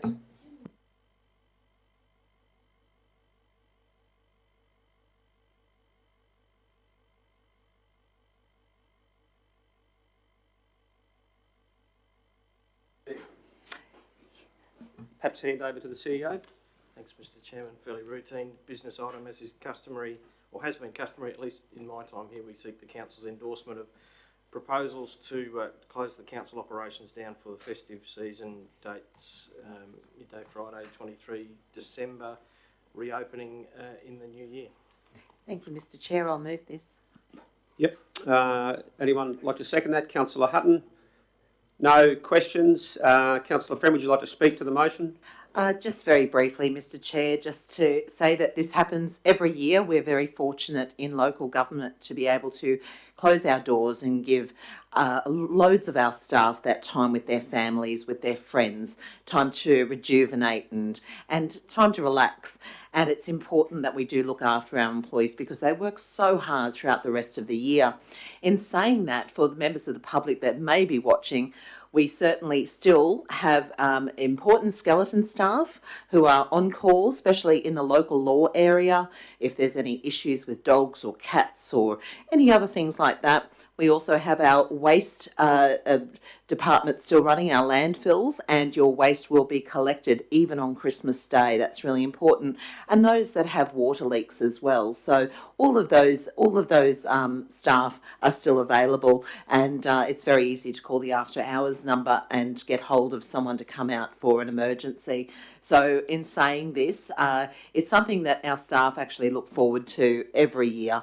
And as I said, it's something that we're very, very privileged and fortunate to have. Anyone speaking against? Councillor Hutton is the second. Would you like to speak to that? No. Councillor Friend, that's fair enough. Very good. Okay, we'll vote on this one. Those in favour? Hang on, Mr. Chair, I had a question. Well, you're certainly entitled to ask that question, Councillor Maida. I've struck in the past. I don't have a problem with the resolution.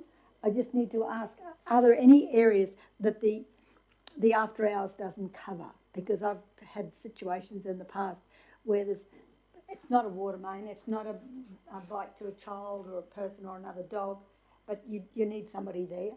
And I've been responsive to those sort of situations, but I'm saying, can we identify any area that there is nobody on call to deal with? Mr. Chairman, there's always someone on call. We have a 24/7 after hours call service. We will find someone, as Councillor Mather knows, she periodically calls me on Saturdays and Sundays. Just to make sure you're still working. So there will always be someone contactable. We'll always be able to mobilise someone, even in the unusual situations that we can't predict. When we approve staff leave and the like, there will always be a council response to whatever scenario might present. What happens in the event of parking along beachfronts and things like that, and there's nobody on call? Is there anybody roving? So like weekends, local laws, do they rove over So this? they're part of the skeleton crew, Councillor Mather, and if, like I say, if they aren't available immediately, there are others to respond to those things. In the same way that you contact me from time to time. Oh, only an emergency. I can just think at the time I got locked in the toilet and rang Kale. Well, I haven't got to that far yet. Yeah. Well, any further questions, Councillor Mather? No. I'll just resort to ringing the CEO. Thank you. Thank you. Importantly, though, that those critical areas are staffed, even if it's to a lower extent, but they are there. And there's always the ability, I guess, if it's an emergency, ring the police, ultimately. So, Mr. Deputy, when they ask you questions, when you ring up, they ask you questions, and I'm trying to explain to them where it is, then you find out that they're in Brisbane. They have no clue what you're talking about. That's the first lesson. So some feedback there. Thank you, Councillor Mather. Okay, guys, no further debate. We'll put that to the vote. Those in favour? That's unanimous. Thank you, Justine. Okay, item 12.9, nomination for special holiday 2023. Mr Chairman, another annual transaction the council undertakes, and that's to nominate to the Queensland Government a holiday associated with a local agricultural show. The practice has been for Livingstone Shire to nominate a holiday in association with the neighbouring Rockhampton agricultural show, where Rockhampton's holiday is generally gazetted for the Thursday. Livingstone's tradition has been to gazette for the Friday. Councillors did request last year that we undertake a bit of a poll in relation to the continuation of that practice. The results of that poll were fairly strong in favour of maintaining that tradition, therefore we recommend accordingly. Good. Would someone like to move the motion? Councillor Eastwood. Have we got a seconder for that? Councillor Friend. Councillor Eastwood, would you like to speak to that motion? Oh, it just shows that community like the long weekend, and it's gives an opportunity for people either to go to the show or to have a bit of a holiday. Very good. Anyone like to speak against the motion? Just a question, Mr. Mayor. Question? Yes, Councillor Mather. Do we know for sure that this does coincide with the Rockhampton show? Do we know that at this stage? I mean, knowing that the temperament at the moment, it should to an alternative weekend. Mr CEO, it looks like you're wanting to comment. Other than the fact that they're the advertised dates for next year's show, I'm sure there's any number of reasons why things might impact on that. If they do, I'm sure both ourselves and our neighbours will be making representations to government around altering those dates, but they're the advertised dates for the show at the moment. Okay, thank you. If I could, just for my own benefit, we're primarily concerned about what date we're nominating for our public holiday. Is that correct? That's the only item of business. That's the only item, irrespective of what a neighbouring council may choose to do with their day. Is that fair to say? That's correct. Our nomination, though, is to align with the Rockhampton show. If there was some change to that particular event, then we would just verify with the Office of Industrial Relations that that our nominated holiday could continue. Sure. Okay. Councillors, will put that to the vote. Those in favour? That's unanimous. Thank you, Justine. That concludes all of those reports there. Next to item 13 is urgent business. Councillor, is there anything under urgent business that you'd feel to raise? If there's not, I don't so much have an urgent business matter to raise for a motion, but I'm probably more for the councillors' benefit. Following on from the Keppel Sands meeting, there was some real concerns raised about the safety of one of the boat access ramps into Curriman Creek. I made a commitment to them that I would mention it in urgent business, and ultimately that I'd probably like permission that I can write a letter or contact the state member just to invite her to inspect that issue further with us, and that we can work collaboratively together to try and find ways to improve that, what is quite a critical situation down there. So I'm flagging that as an action that I'll be undertaking, but probably looking for support from councillors for that. If anyone got any questions? Councillor Watson would be the best one to second that because he's already made arrangements. Yeah. Mr Deputy Mayor, I've already organised a meeting on August 10 with Brittany Lauger. Mr Creederman's going. Right. I've got Mr Gale from the Coast Guard and two other fellows, I can't think of their names right now. They've already asked for information from previous attempts to have the ramp sorted out, and we'll be having that meeting then just to see where we can go with it, because it is quite dangerous. I actually have photos of a tractor that the Coast Guard uses where the tractor's almost underwater with the boat that just dropped it in. It seems terrible that they have to risk their lives to launch a boat to save someone else. Excellent, Councillor Watson, on the work that you've done up to this point, and Councillor Mather, you wanting to make comments? I just wanted to say that what Councillor Watson has done would actually complement each other. Okay, well. And can I also say that, Mr Deputy, that on the day, had you been here just a little bit earlier, you would have actually seen it firsthand. So I managed to capture some pictures on that day. Yep. Thank and you. Councillor Hutton was there to witness it as well. That's fantastic. Once again, it's a team effort, so thank you to all those that have been involved, and it's been an ongoing issue for quite a while, so it's great to have Councillor Watson, really, I guess, highlighting again, and let's try and work as strategically as we can, along with the state member and every level of government to find a solution to what is a real concern in that community, and a very important aspect of that community, boating, fishing, crabbing and what have you. So, Mr C, are you comfortable that we've got some sort of a motion there that we're reflecting in urgent business that would capture that action? Yep, fantastic. And also, Mr Deputy, I think we need to roll into that one as well, the need to construct, is that the word? Get approval to construct like a little slipway there, which is near the helicopter landing area, which they do use and they do repair every time it washes away. Yep. Because that's their only alternative. Yep. We're not allowed to, because it's not our land. Yep, well, we won't be constructing boat ramps and what have you, but we can certainly collaborate and advocate on behalf of that community there, along with the other levels of government, which is the intent of this, in terms of the actual elements and what it looks like or how it could look like. That's probably best done by engineers and industry experts, but for now it's just really advocating on behalf of that community. Pictures that actually show what it is. Thank you, Councillor Mather. Looks like it's well used now. It's been repaired and repaired since then. I believe there was some soil from another job dropped there recently. The locals have been looking after it. They're very happy with how it is at this moment, but they know it'll wash away again. Right. Okay. Well, not wanting to be hasty, but while Justine's putting that together, the intent of that's going to be captured, I believe, and if there's support from the table for that action, then just move that. We've got to... Just make plural ramps. Yep. Okay, so who was moving that? I was going to move that, was I? Okay, happy to move it. Councillor Watson was going to second.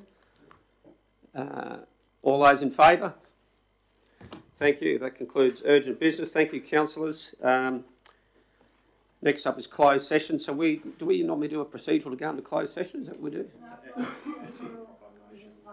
Beg your pardon? It's just a normal vote. It's not a procedural motion. There's already a recommendation. That's it. I've only been here 8 years, but it takes a little while to remember. So we have a recommendation there that the meeting be closed to the public to discuss the following items which are considered confidential and in accordance with the section 254J of the Local Government Regulation 2012 for the reasons indicated.